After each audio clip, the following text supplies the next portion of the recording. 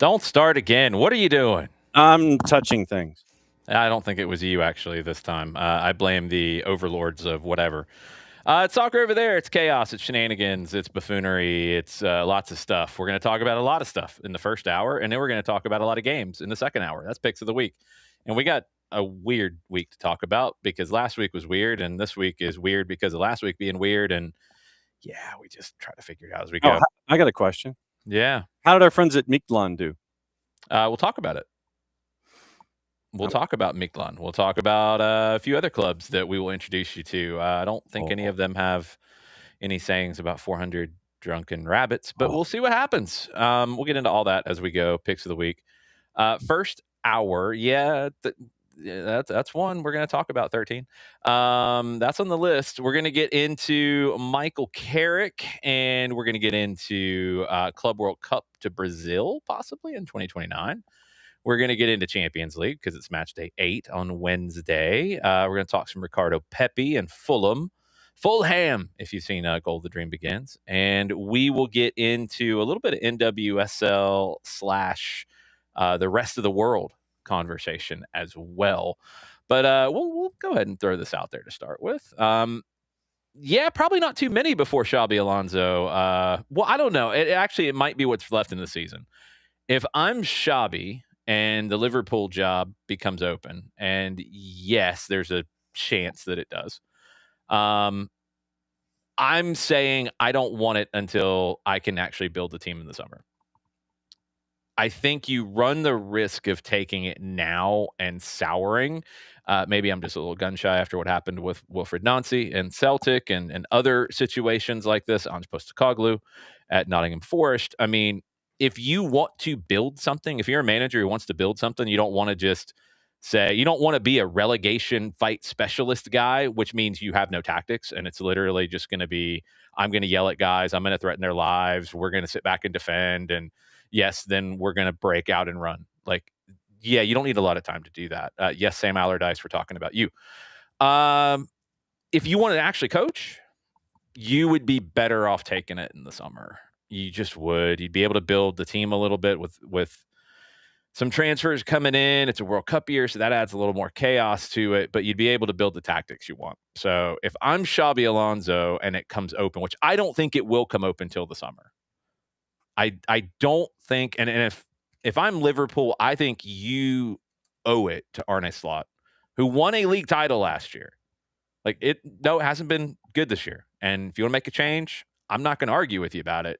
But you owe it to him to finish the season. And I think he deserves that respect for having won a league title. And you're seeing the reports, pundit du jour sitting there saying that if they don't qualify for Champions League, that Arne Slot has to, he's got to leave. You got to get rid of him. All these. No. Hold on. I'm not against them moving on. Yeah.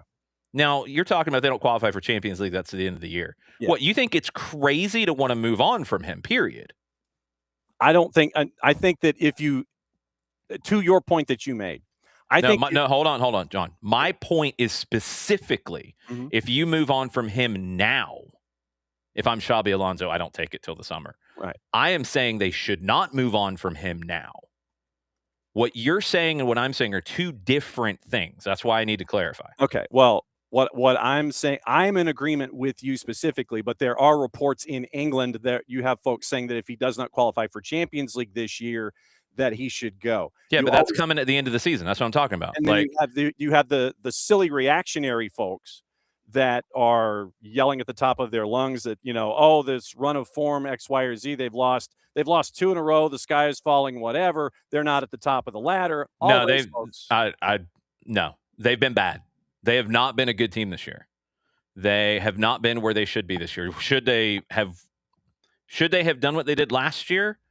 Maybe not. Maybe that was a little bit of a surprise. Maybe things all fell their way.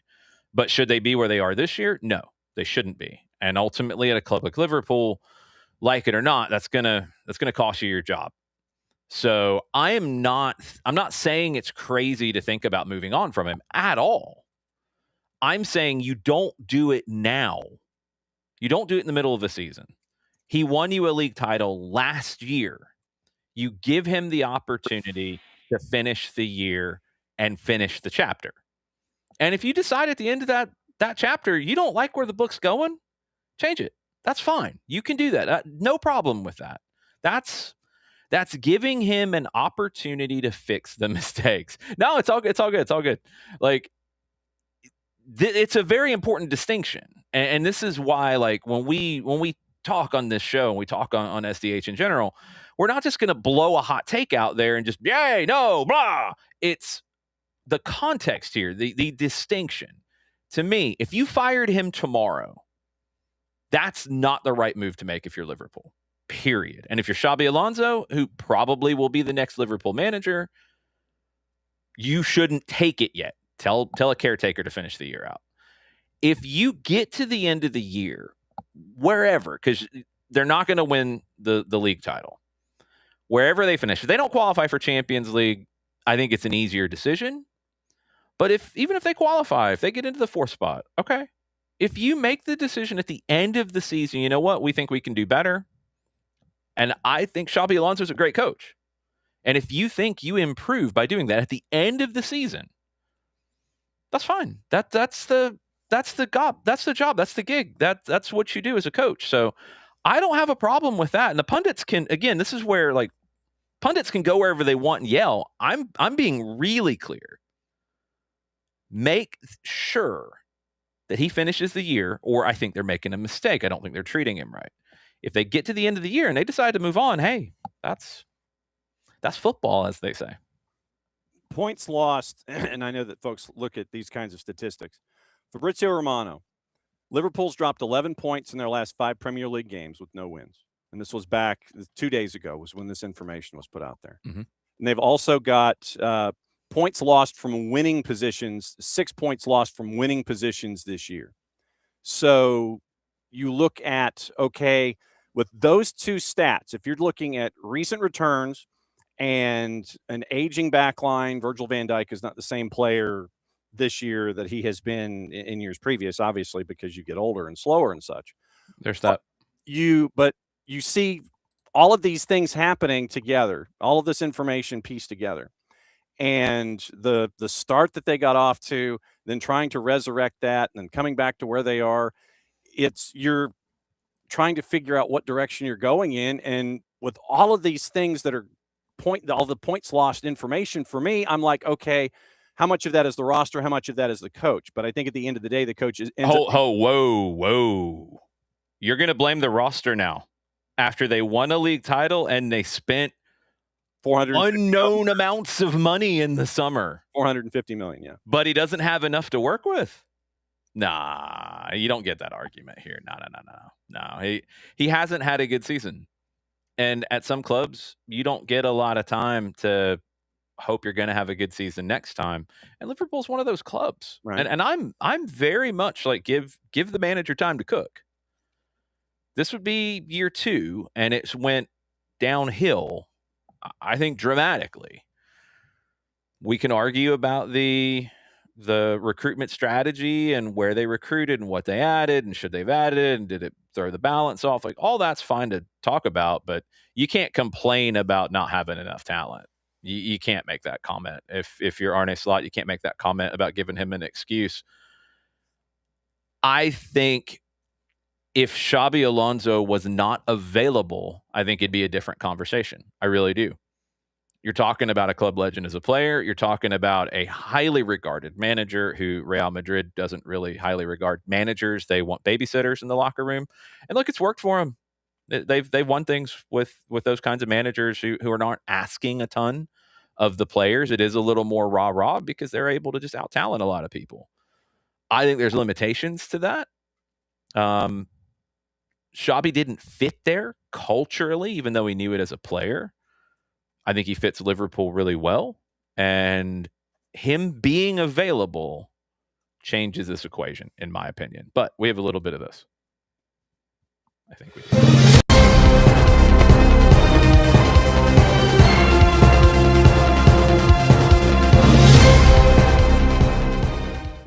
Little bit of the breaking news, kind of a crossover from SDHAM. Orlando City is going to sell Alex Freeman to Villarreal $4 million, around $3 million in add-ons, and a sell-on clause.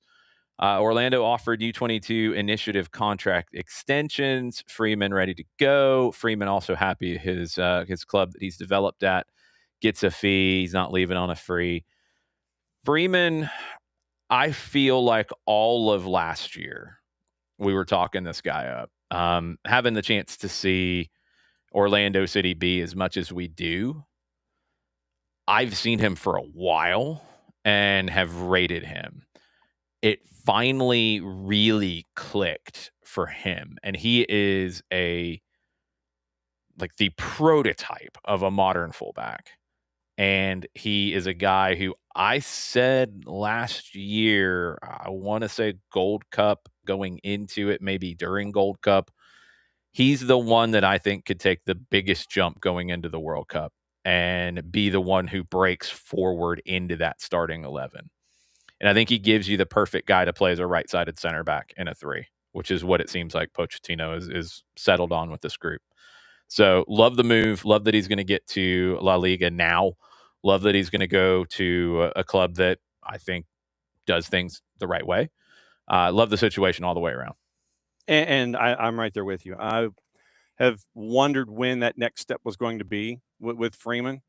And if it's the 4 million now I turn my attention back to Orlando City and what they're going to do with that 4 million and who they're going to be chasing after, or are they happy with what they have? And I guess this lends itself to me giving a check in with Mike Gramajo to find out what he thinks about the Alex Freeman exit and what it's going to look like from there now. Well, I want to make let me say this, because I think you might have been trying to throw a little bit of shade at Orlando there, and not at all. Well, you kind of did a little bit in like, well, what are they going to do now? And I didn't look at them.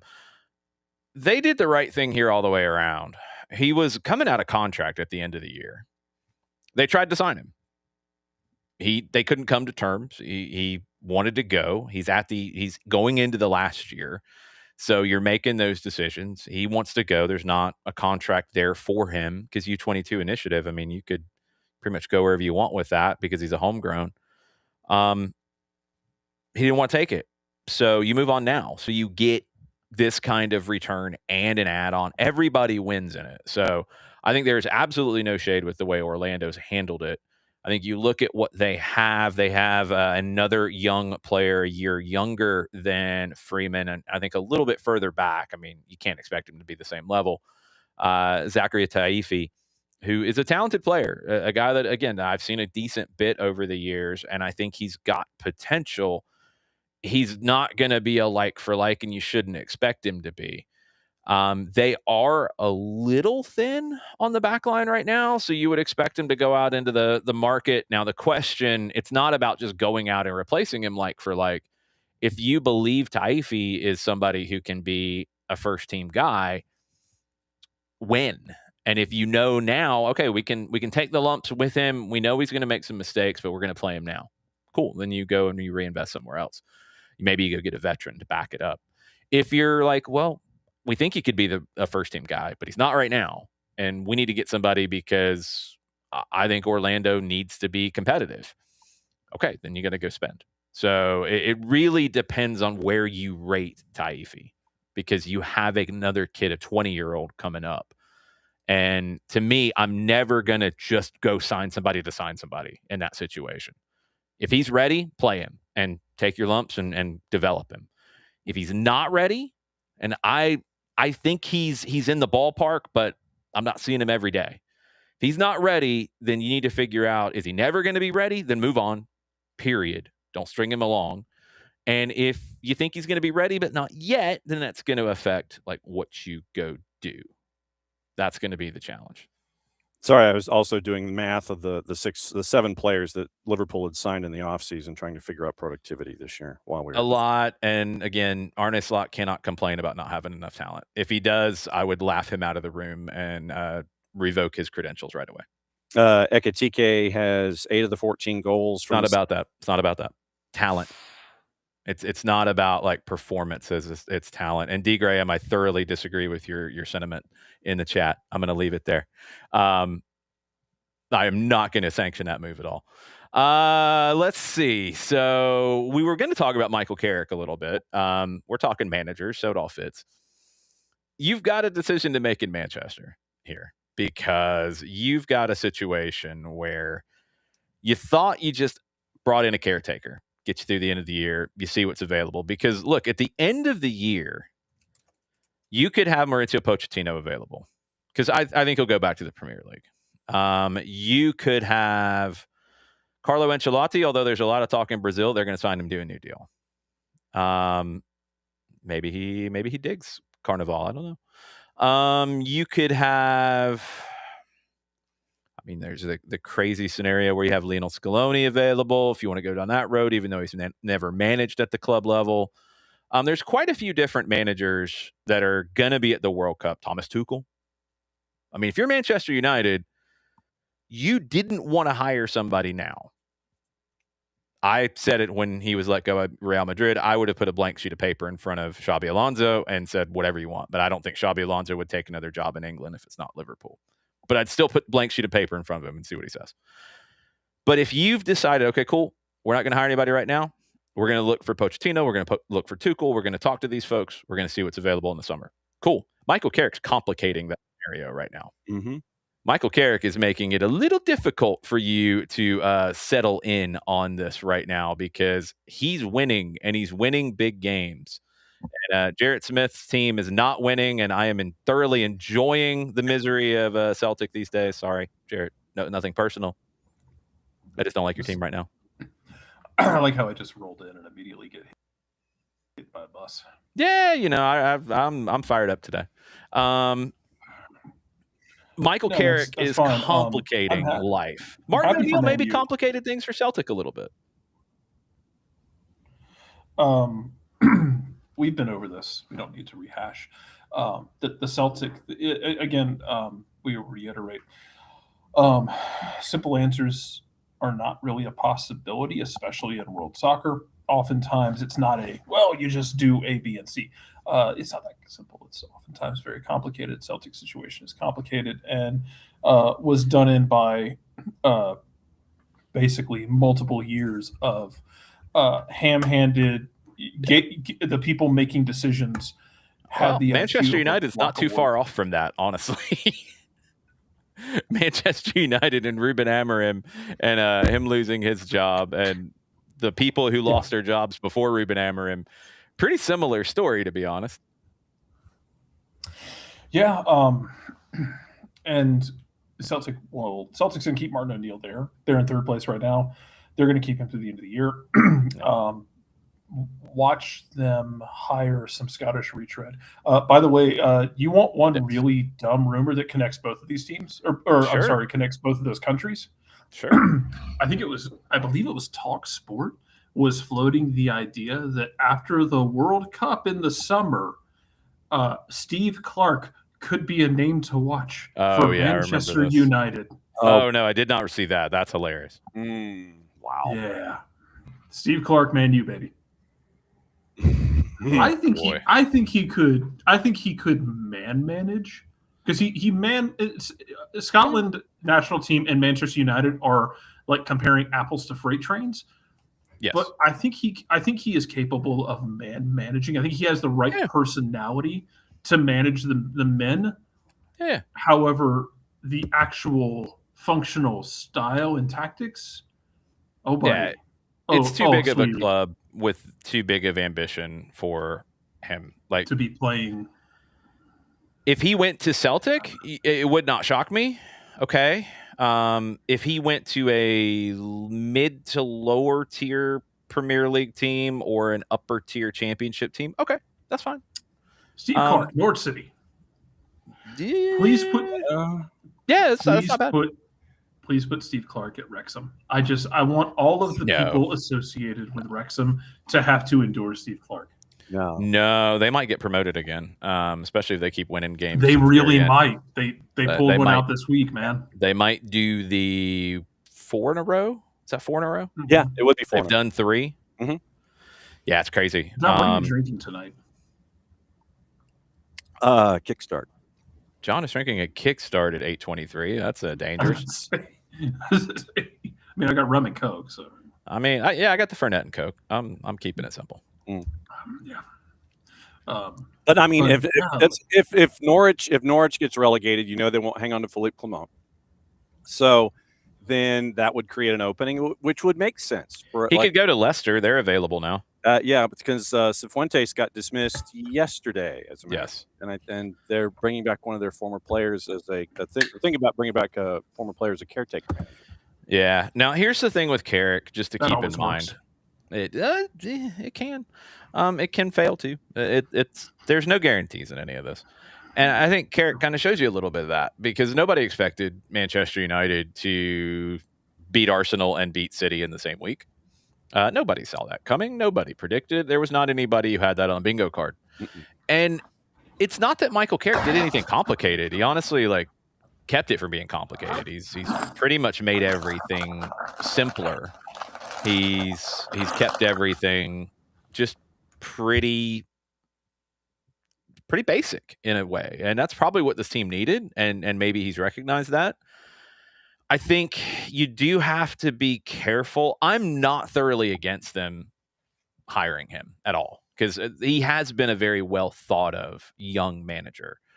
But you have to be careful in the sense that, and we've talked about new manager bump and that kind of thing before. You have to be careful in the sense that maybe he's counter programming what was not working before, and that's fine. But how do you do your thing and grow this team to where they should be in terms of turnover, and they haven't been in a long time, which is being one of the best teams in the world? Can he go to that next level? I don't know. And look, I mean, your guys that you would think that could be available that could potentially do that for you are Thomas Tuchel and Mauricio Pochettino. And Tuchel has more of that at the club level. But both would be bigger name hires than Carrick. And do you want to wait? Does he want to wait? Can you sell that to everybody to wait? I can't imagine he'd want to hear that.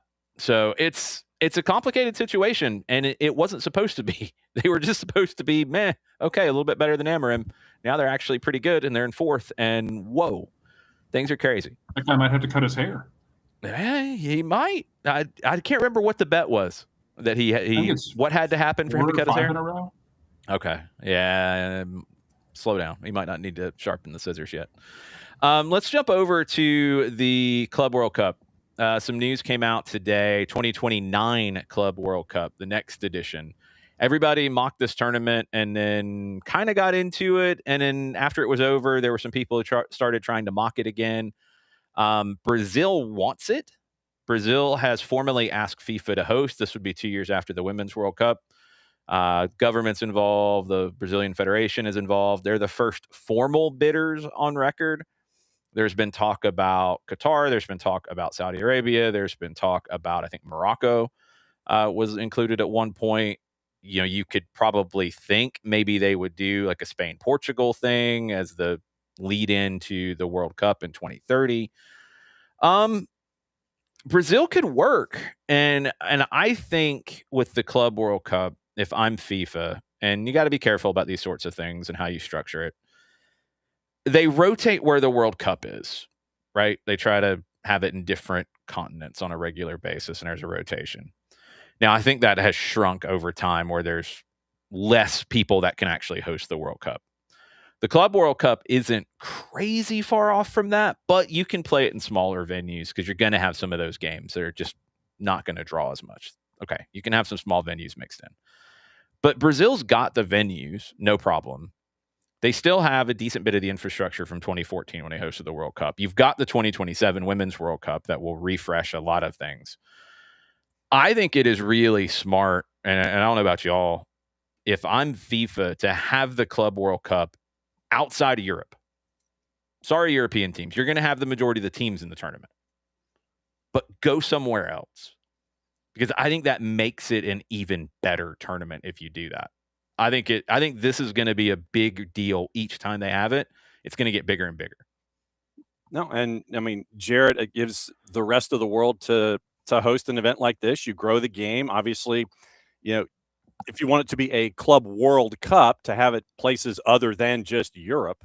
I mean, you want to put it in South America? You want to put Well, it? I'm saying don't have it in Europe. Period. That's what I'm saying. It's like move it to South America, have it in Australia, have it in Asia, put it in all these growing, and put it in Africa. Don't rotate it to Europe. Period. Yeah. Do not rotate it to Europe. Have it elsewhere all the time. And I would love that just because of the variety of everything. I would dig going to the Far East to have something like the Club World Cup, as part of those kinds of tournament and locations. Sure. Yeah. Hold on. 1:30. I got bad news for you. Morocco's involved in hosting the next World Cup, and that's not going away. So, Yep. yeah, there's a lot of stuff that's going to come out of AFCON, but yes. But no, I'm all for the markets that don't get it like ever. Well, no, John, no, you can't do that because you've got to have some infrastructure to do it. You're talking about a large tournament. You got to have a certain number of large stadiums. Like there are limitations to it, but I think with Club World Cup, there can be fewer than you do for a World Cup. I think the World Cup is getting to a point, and I think the Olympics are probably there too, in that the number of places it can be has shrunk. Yeah. The World Cup, you can have it in multiple countries close by, not like what they're doing for 2030, where some games are going to be in South America and some games are going to be in Europe. You can do Spain, Morocco, Portugal. That's cool.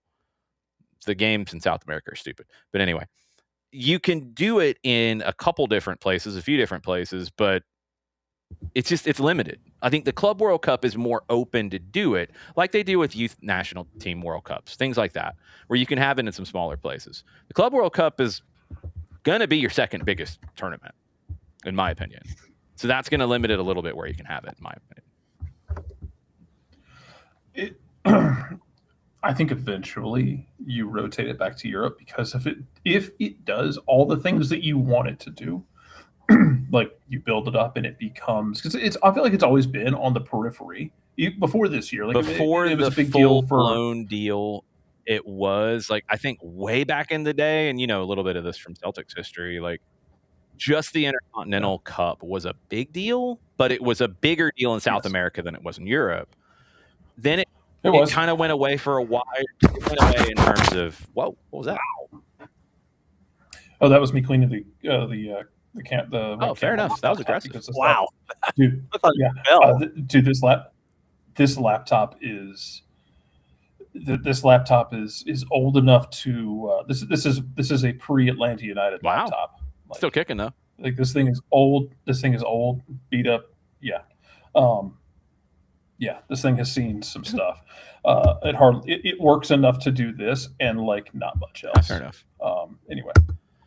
Yeah, I mean. Anyway, go ahead. If you do it in Europe, do it in less traditional places.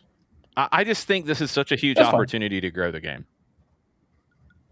My thing is, I think if it does what you expect it to do, and you play it in other places, yeah, you have to factor in the infrastructure, you have to factor in scheduling and facilities, because again, I say this for anyone who wanders in from an episode of, I don't know, MIB, the world doesn't run on the English calendar. Nope. So you also have to factor in the fact that other countries, other federations have unique scheduling, and other, and yeah, I mean, like, go look at what the Scandinavian countries do. Bodo Glimt can't play through the winter unless they want to be dodging polar bears playing the six. Yeah, the amount of leagues with different structures and different calendars is large, even though some don't understand that. So it's a lot of logistics. Yeah. But I think if it does what you're calling for, and I'm fine with that. I think if it does, I think give it 3 or 4 cycles of the Club World Cup. I think you are going to put it back in Europe, and I'm fine if you want to do it in the smaller places. Totally okay with that. But I think you put it back in Europe, because if it does what you hope it will, the appeal will be there, and they will never not say yes to ticket revenue. For sure. Because if it becomes a big deal, the European fans will travel a couple countries over. to go see. That's kind of what I think you can potentially, just from a sheer money making standpoint. And hey, Jordan, what's up? I think you can make more by having it in the U.S. Obviously, I think Brazil will do pretty well. I think if you could put in Argentina. Yeah, you could. You probably want to deal with a little bit of corruption in the National Federation first. There's a little bit of that. It's a feature, not a bug. A little bit of that. It's a feature. Yes, it is, definitely. I would have a redo of 2002 and do Japan and South Korea. I think that would be massive. I think you'll get a decent number of the European groups of fans traveling, and if you go somewhere else, they're going to travel. They'll take the trip. So we'll see. I'm excited Brazil is bidding for it. I think it would be really interesting if that's where it ends up. I wanted to jump into Ricardo Pepi and Fulham. The bidding right now is in the 32 million pounds. Is that right? It's in the 32, and they're looking, the 38 million US is what they're looking for. 38 million US. Okay. 32 million or so euro, or pounds. I've seen all of them, and it's somewhere in that ballpark. Yeah. PSV are, I think, holding out to see what the final offer is going to be. Yeah. I mean, they got to take whatever the final offer is going to be. And it's a wild situation because he's hurt. Yeah, you're past the Rubicon. I think so. I think you got past that a while back on these offers, and it's kind of like, no. How much more are you going to give? Yeah. No, not yet. No, we can't sell him for that. How much more? Mm-hmm. I love the idea of this entering the Independiente Atlanta United Barco thing from back in the day. Of we'll sell him to you. Hey, we just won to Americana. Hey, how'd you like to add a couple more million to that? Yeah. Well, they haven't agreed to anything. What if he just wasn't? What if he wasn't on the plane? They're just come on. Yeah, they haven't. PSV hasn't even gotten to the yes but category yet. They're still saying no, and it's still working. They're like, nah. The tragedy of it all is watch PSV get paid before Atlanta does. Well, that's a whole nother topic. And we'll try to have an update on Mr. Texture before we go.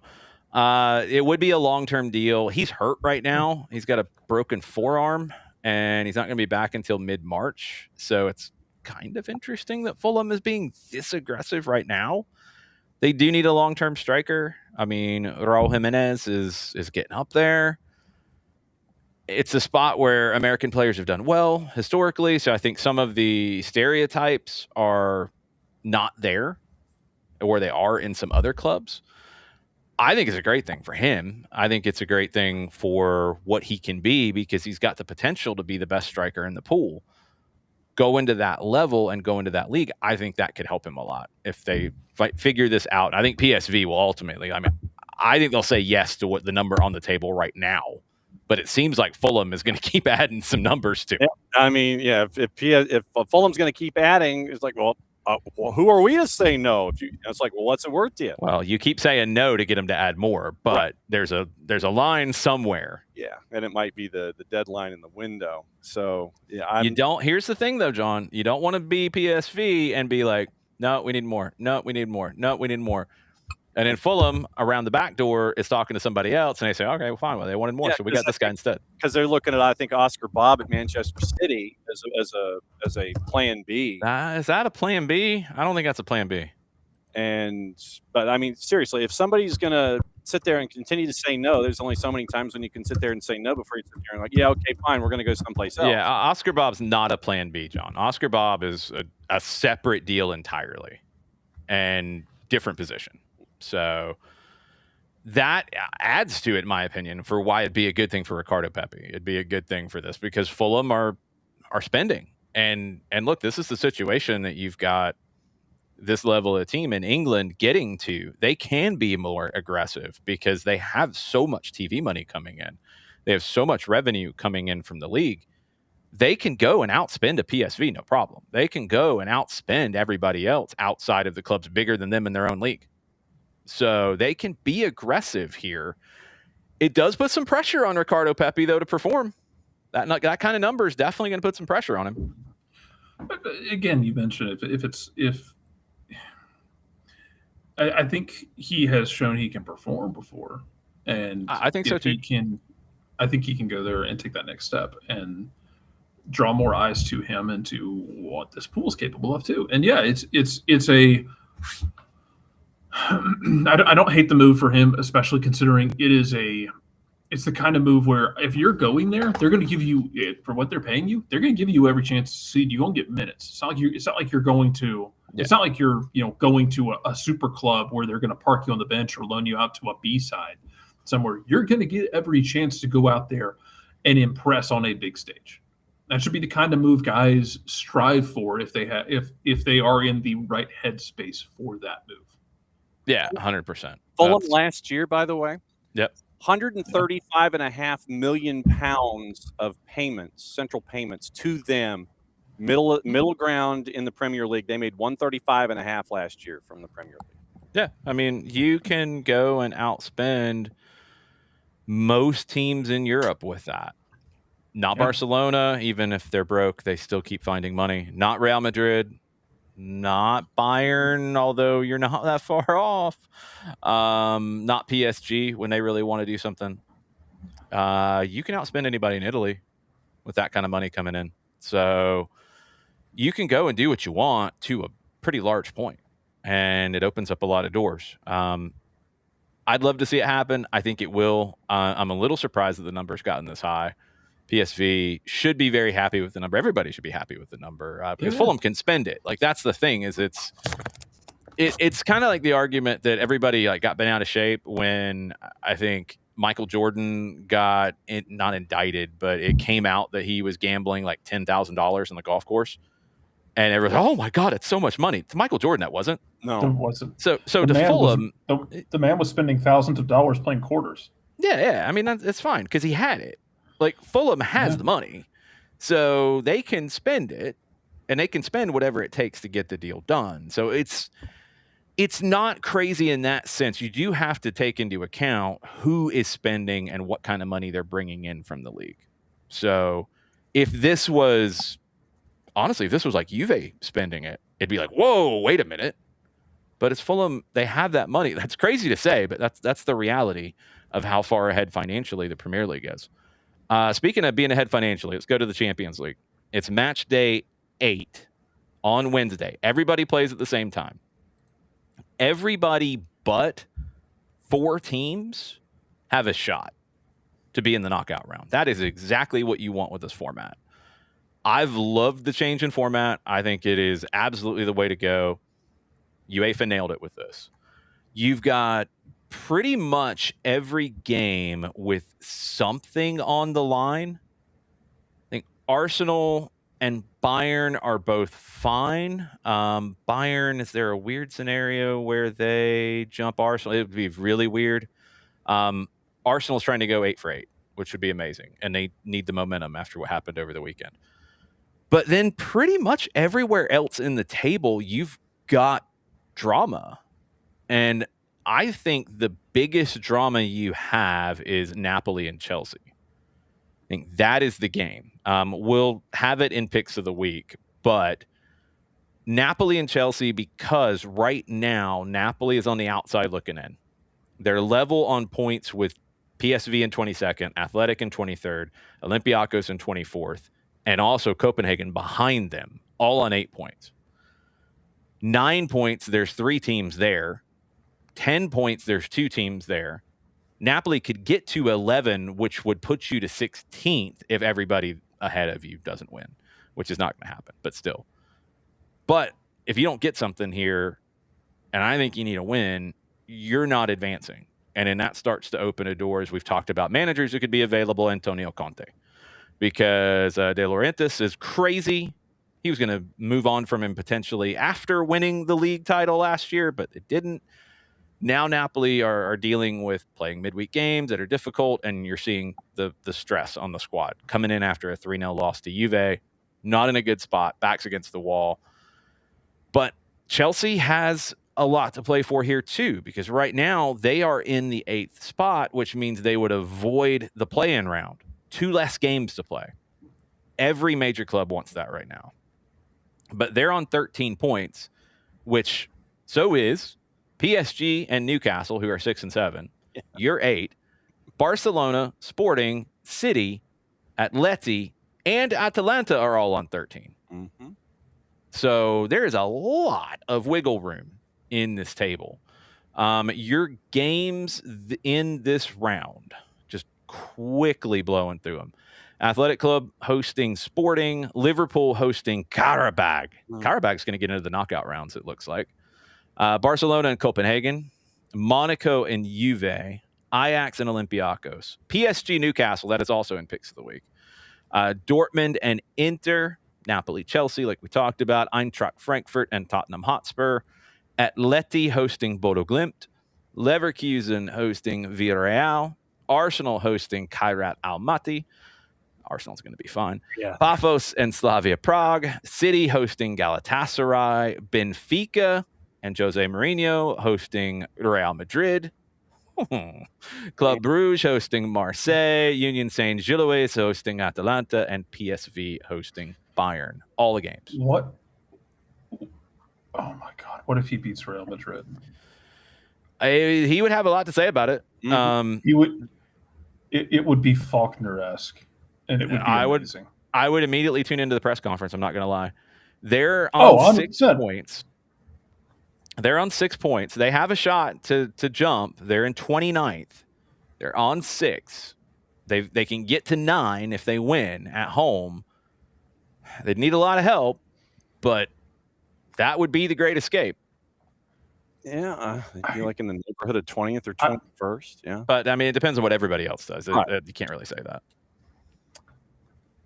I would just be tickled if Jose Mourinho just started job hopping around to whatever, like 6 months in advance, job hopping to whatever he can to antagonize Real Madrid. I would cackle. Like, I mean, he does this.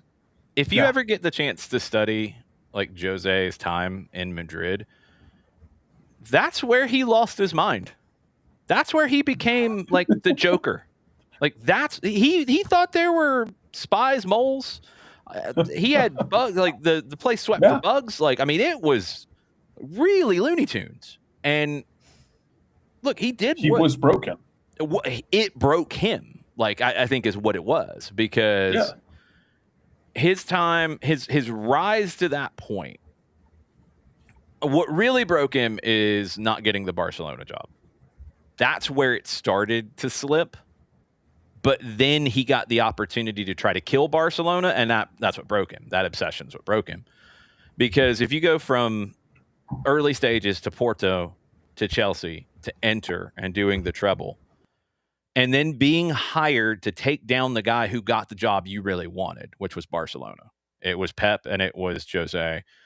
They went for the Barca guy in Pep, and Jose had been there same time as Pep, but Jose was a translator and an assistant coach, and they saw him as an outsider. They also thought that he didn't meet the standards of decorum and respect and those kinds of things, and that meant something to Barcelona. Real Madrid said that it meant something to them, and then they hired him anyway, and they went back on their morals in a lot of different ways with that. I mean, the stuff from, I think they played 4 times in 2 weeks. They were in the Copa del Rey semis. They had a league match, and they had a Champions League match, a second leg or something. It was brutal. I mean, everybody was psychotic by the end of it. Like, Pep broke and went off. If you haven't seen that press conference from Pep, like that's the stuff where it really, like, that's where Jose became a different person. Like, it totally is. So could I see him like pulling out every possible dirty trick to beat Real Madrid? Yes. Mm-hmm. Yes. There could be all kinds of crazy shenanigans happening in Lisbon. No, 100%. Chaos. I would. Oh my God. If he, to your point, like if he gets to go in there, beat them, and then cut a promo, it won't just be you turning into that press conference. Like, the Golazo show might shut down, they might just cut the camera over to take the live feed and I don't know, take it with a couple seconds delay, maybe. But Chiringuito, And they might just let her. Oh, Chiringuito is going to be actively digging a grave and having an I Quit match on live TV. Chiringuito will flip back and say that Madrid should have never fired Xabi Alonso, and then they're going to bury Arbeloa because that's just what they do. There's no like actual standards of, I don't know, honesty. It's entertainment. It is sports entertainment. In its most literal form. Yeah, it's not hard-hitting journalism, that's for sure. Yeah, no, I think that's fun as long as you understand what that is. Yeah, that's the challenge. I think your storylines here, Barcelona taking care of business against Copenhagen, they should. PSG Newcastle, if there's a loser in that game, they could fall out into the play-in round, which neither one wants. A draw might help them both. They might be okay. We talked about Napoli and Chelsea. Napoli's in a must-win. Benfica, Real Madrid. Benfica's in a must-win, and Jose is on revenge tour. You've got a lot of interesting storylines, but just looking at the table, there's so much up for grabs. 3:00 Wednesday. Just be ready to deal with all of it. 11 teams separated by 2 points. Crazy. Yeah, it's chaotic. I did want to finish with this before we get into picks of the week. Trinity Rodman, the new contract in WSL. Largest contract for a female athlete in a team sport. The highest paid soccer player in the world on the women's side.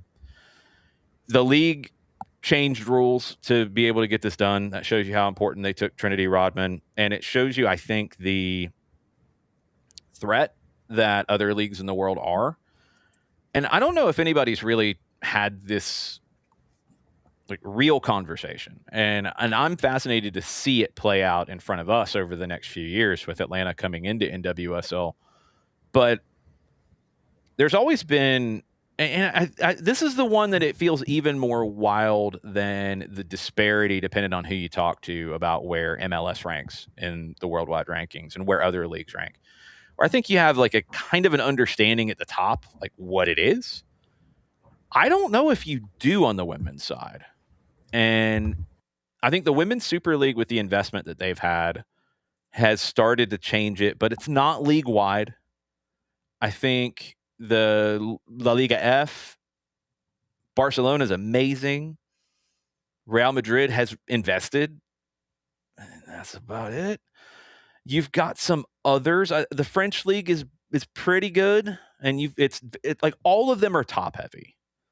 And I don't think the NWSL is as top heavy. Liga MX Femenil is one of the best women's leagues in the world. It's top heavy. South American leagues aren't quite getting there yet. But in terms of like that ranking of which league is the best, it's up for debate. I think it's hard to tell right now. And I think NWSL, by changing the rules and allowing a team to invest like they are in Trinity Rodman, basically giving it's a designated player idea. They did it differently, but it's the same idea. It's the same conversation that MLS had to do when they had the opportunity to make a transformational signing and go sign David Beckham. This can be a transformational signing for the NWSL. It's a re-signing. I said it on the intersection on 982.9 The Game on Thursday night. I think Trinity Rodman can be the most important women's soccer player in the history of the U.S. women's national team program. I think she has that potential. Don't want to put that responsibility on her right now. She's too young. But she has that potential. She can be that true breakout global sport star. She has all of that could happen for her. You couldn't risk her leaving this league. I think there were a lot of doomsday BS about it. Like, she didn't save the league. The league didn't need saving. She didn't prevent it from being a weaker league. No, they would have signed somebody else. There are other signings that are happening. Yes, some players have chosen to go to other teams in the world. That's the nature of the sport. But others have chosen to come to NWSL. But she is a special player. Where in your mind, you guys, do you see the NWSL in terms of that hierarchy? And how important is this signing to the NWSL being at the top or near the top of that hierarchy worldwide? Jarrett, go for it. Oh, okay. Sure. My concern is that this has to go well, or else some of these ownership groups get spooked off of spending more money, which isn't really fair. And it's just not really fair in the grand scheme of things. Also, because as much as I love Trinity Rodman as a player, injury history is a thing. 100%. No, I said that all along. The injury history scared me, for sure. Yeah. Between this spending, some of the new clubs that have come in, what you hope is the continued developments, and then some of the new clubs who are coming in, like Denver, already spending money, and you know that Atlanta is going to spend money. Boston has been pretty aggressive in building as well. Yeah. That's 3. At the very least. Yeah, I think it's tipping. My hope isn't so much, Jason, that the ceiling keeps up breaking through. My hope, honestly, is that the floor gets raised as much as anything, and that got to do both. What we see, yeah, you can do both. Yeah. I don't know that every club is going to follow the ceiling. No, but I hope that the floor gets dragged up aggressively to be more competitive on the world stage. So where we're absolutely spending like crazy in terms of compared to what it was, so that even on the lower end, teams are spending more and finding new ways to be competitive. I think, and I'd want to compare, I mean, from what I have seen, I think the lower end of the NWSL is much better than Spain and France and probably any league with the maybe, I don't even think it's a guarantee, of the Women's Super League in England. Yeah. Maybe, but you have some bad like English clubs. Mm-hmm. Liverpool has constantly been a mess with the way that their women's side has been. They've only won once this year. Yeah, I mean, you don't have the parity because you don't have a salary cap, you don't have those structures. I think that the conversation around this move and the whole Trinity Rodman saga with all of this has been baffling, depending on who you talk to.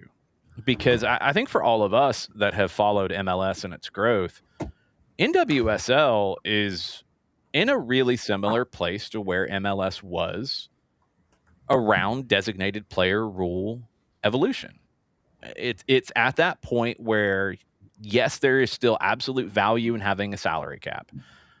I don't think you should get rid of a salary cap, but and maybe this is actually because you've been through it a little bit. Maybe this is somewhere between designated player rule implementation and targeted allocation money. And I know a bunch of people got to the point where they hated the idea of TAM, but what TAM did was it made you spend money on a part of your roster, not just dump it in and do whatever. You had to spend it on a certain kind of player, and the league's overall level went up. This is a hybrid of the two. It is basically a designated player idea because of the kinds of players that you can apply the high impact player money to. But it's not a spot. It is a bucket of money that you can use. So you can divvy it up. In this case, Washington Spirit are going to give the whole allocation to Trinity Rodman. Okay. Other teams will say, all right, I have 5 players who meet that threshold. I'm going to divide it up and bump their salaries a little bit accordingly. You have some strategy with it. It's somewhere between the two ideas. The designated player spot being the best of the best, the elite of the elite, to bring star power in. And targeted allocation money where you had to spend it on a certain kind of player to make the league better. Because the thought was, and I think it's correct in this case, you've got to spend on stars. And the MLS had already done that. MLS's second level was the TAM player to raise the level of your team in the middle of your roster, the middle of your starting lineup, maybe a better way to put it. This is saying we need stars. And the league needs stars. Every league needs stars. You need to find a balance between a salary cap and stars. stars are going to be what drives the NWSL forward, along with the constant day-to-day build of clubs and the day-to-day build of raising that floor in the league, like Jarrett said. But stars are going to take it from here to here. And you've got to have stars. And if that means you've got to say, yep, we're going to increase the cap, but $1 million of that's going to be allocated to players at a certain threshold. And we can sit here and argue with the threshold they made. I mean, having I can't remember it was basically like how big of a celebrity is. Yeah, that was the parameters that they've set are. You can argue about it, whatever, but the idea is not wrong. Like, you can argue about how they implemented it, but the idea is not wrong, in my opinion, because we saw what adding these kinds of players did for Major League Soccer, and that is your test case. So I think it's a great move. I think I'm absolutely with Jarrett, and I said it for the last month. Trinity Rodman has had an injury history. You do have to cross your fingers here. Mm-hmm. But man, what she could be for the game in this country is no joke. Absolutely no joke. And what she can be in turn for this league is no joke. One thing I was happy about, I thought Michelle Kang was going to have her end up at one of her clubs in Europe. I really thought that's where all this was headed. And I'm glad that it didn't, because it had me worried that if that happened, you were going to be in a situation where it made her team here look inferior to her teams over there. Yeah. And that's not how this went down. So that can be put to the side. Yeah. In the press conference, Michelle Kang said that she wanted to have Washington be a destination. And so with that soundbite that I'm kind of hanging on to, you're keeping in Trinity Rodman, and you want to bring in all those other players to have Washington win championships. Looked at global football rankings, to your point, about where the math is, and I don't know what their math is when it comes to determining. Yeah, I don't. Yeah, it's always subjective, and I think in the women's game, it's probably even more so right now. But what do they have? Very tight, but right now NWSL 1 and the Barclays WSL number 2. They're different. They are 0.4 points of a rating point separated, but the NWSL right now at number 1, WSL at number 2, Spain's Liga F number 3, but there's a disparity from the number 2 ranking to the number 3 ranking of 5.5 points. Because Liga F is so top heavy. Premier League, Ligue 1 in France is 4. I wondered where that would fall. Serie A is 5. Okay. Frauen Bundesliga is 6, barely. I thought that would be higher. Sweden is 7. Yep. Top Syrian in Norway is 8. Surprised Liga MX Femenil hasn't gotten into this. WSL 2 they have at number 9. Yeah, I don't know about that. And the Brasileiro Feminine is 10, and Liga MX Femenil is 11. I feel like Liga MX Femenil is being a little disrespected there, but it's all a guessing game. Yeah, and so, but I think that when you look at the NWSL on the whole and compare it to the WSL, the point that you made about Liverpool, the lack of resources that they consistently have, I think that you look at the NWSL on the whole, compare it to the WSL on the whole, I'm leaning NWSL. On the bottom end of it, absolutely NWSL better. In the middle, I think NWSL is better. City, Chelsea, Arsenal, maybe. And that's the part that we just don't know yet. And we'll see if this the Champions Cup that's going to be this week. We'll see if we get any answers with Gotham participating in that with newly signed Jordan Dudley. We'll hopefully get a chance to catch up with her at some point before the NWSL season starts. For former Florida State Seminole, former Cambridge High School, former all-region basketball player as well. She was an amazing basketball player at Cambridge. Really cool that she signed with Gotham, and that's been announced, and she'll be participating in that this week. They play on Wednesday, correct? Yes. Let me get the schedule really quickly here. So just to lay it all out here. So let me get the FIFA Women's Champions Cup. So here we go. Just as I sent Jarrett to the back, he shows up again. Yeah, I know. Yes, right now. Perfect timing. Yes. Juggling multiple things tonight. No, it's all good. All right. So that's 25. Okay. So where are we here? So Gotham and Corinthians is Wednesday at 7:30 in the morning. Local time. And what is the other game in this? Arsenal and Asfar at the Brentford Stadium. So you should have a Gotham Arsenal Champions Cup match, and maybe we'll get some answers. Although it's preseason for Gotham, it's midseason for Arsenal, so that argument comes up. And let's see. Association Sportive des Forces Armées Royales, ASFAR. That is their full name. Okay. Well, we will see. Out of Morocco. So is the Morocco? They're your African champions. Yes. Okay. So there you go. Interesting. We'll be talking about that this week on SDHAM. We'll be talking about that on Morning Espresso this week. We probably will not be digging deep into picks of the week on those properties, but you never know. We'll be digging into it right now.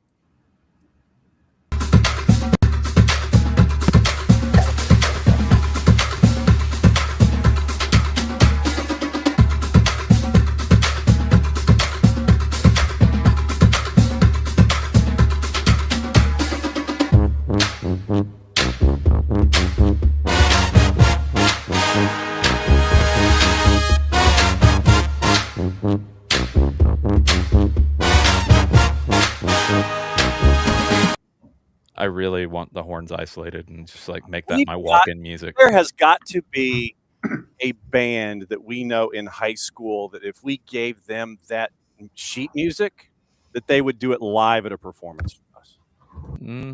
Possibly. Oh, if you got like Stevenson or Southwest DeKalb to do that? No, they have far better taste than that. Oh, that'd be. I mean, that. I love that horn section. I absolutely love that horn section. All right, let's get into. I'm gonna actually really drop Jared to the back this time. Because I think he is coming back, but we'll find out. All right. Why do you go? He wasn't there. Just dropping him to the back in general. That's all I'm saying. Well, now he's back. Like, do you want like a black screen in the middle of the screen? Like, I'm trying to make the experience good for our viewers. Yeah, no. The I anticipation that every weekday when I show up, which is I know. I'm trying to have standards here, Jared. I can like send you to the green room. You could, but then who would protect you? Who would you use as a shield? I don't need any shields. I just start yelling. So I'm guessing I didn't win because you didn't call me and let me know what 4 matches I was picking. Okay, John, you're jumping the gun. Don't do that. Like I choose to believe that, and Jason, you can get to this in a second. Yeah. I choose to believe that when in the past, when Jason wins, he'll reach out to you and let you know, like, okay, I need 4 games from you. I choose to believe that with John, Jason would just pick up a phone and actually call him on a rotary or use a fax machine. It's possible. Wait a minute. Let's see if somebody else is joining in. They might be, but I'm not sure if they actually are. I don't know if they're actually going to show their face. Cowardice. Yeah, I think it is cowardice. Let's see. Are you a coward, sir? That's mighty big talk. Welcome to the show. We were talking about it. Is he going to show his face? And I'm like, well, maybe he's not. And then the word coward came up. No, I'm not showing my kitchen right now. Is what's happening. Oh, that's fair enough. For my own health and safety. So. Yeah, that's probably for the best. What are you cooking? No, cooking is done. Cooking is done. So we had I did a chicken noodle soup that we just killed off. That I had over the ice storm period. Something that I could heat up on the outdoor stove if needed. It was not required, so all is well. Very nice. Okay. So if I told you that I actually boiled chicken for the first time in my life yesterday, what would you say? Why did you boil chicken, John? Hold on. You boiled. Why did you do this? Chicken. Boiled chicken breast. Yes. Wait, you boiled a chicken breast. Why? For a rowdy, so he can have it to go with his dog. Okay, you boiled it for a dog. Okay, that's fine. Yes. Okay, that's fine. Okay. Yeah. All right. Yeah, that's great. I'm happy. I'm very pleased that you were able to boil water and put chicken in it. Mm-hmm.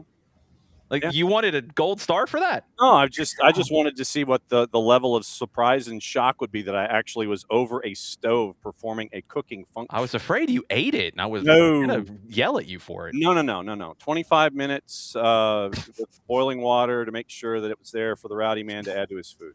Okay, it's for Rowdy. That's perfectly totally fine. It's for Rowdy. That works. I salute you for taking care of your dog. I will be very, very, very impressed should you make something for yourself. I thought that's why you were coming over to this particular kitchen unit to help out, to shoot that on video, to ridicule me in public. I need video of Nick teaching John to make cacio e pepe. I need this more than I need life itself. All right, we'll work a schedule out. We got to get it done. I think the people want this. This will be amazing because I give it before the water boils that Nick has thrown something. or thrown me over the. I said something. I left it open ended. I can't throw something in someone else's kitchen. Gordon Ramsay can do that mess because Gordon Ramsay's a fool sometimes. I can't do that in someone else's. Patty would endorse that. You know that. If you threw me. Jarrett, are you okay over there? No. Okay, just checking. Just looked over and Jarrett's just covering his face. I'm having an existential crisis of not even of my own making. That's not good. Blame John. Okay, fair enough. Well, let's try to get into picks of the week because I did not tell you all what happened yet. All I said in the group chat was picks of the week was the absolute dumbest it's ever been, and we will talk about it tonight. Cool. And that's why Nick showed up. It is. If it was that crazy, I knew I had to join in. So, first off, Sophia and Maddie took the week off. Boo. They did not submit picks. And that is an important point, and we will get there. Uh-oh. Because game 1, Arsenal won. Nick did not submit a pick for that, but he did not get penalized for it. He just didn't have anything on it. He got a 0. That was how we had originally done if you turned in your picks late and whatever, and you got 0s. That's fine. Well, that's what happens in your case here, but it's a very important talking point as we go. Okay. Arsenal won at Inter. That was glorious. I had it. Jarrett had it. Drew had it. So we started off great. Then it went bad. Very, very bad. Game 2 was Vitória and Maguari in a state league in Brazil. Nobody got it right. Game 3 was Argentinos Juniors and Midland. Jarrett, you picked Midland to win, but it was a 90-minute draw. I regret nothing, and you will never make me regret anything. No. I wish I'd had the guts. No. I remember saying, I really want to pick draw here, and I didn't have the guts to do it. And I would have won the week if I had. I did not have the guts.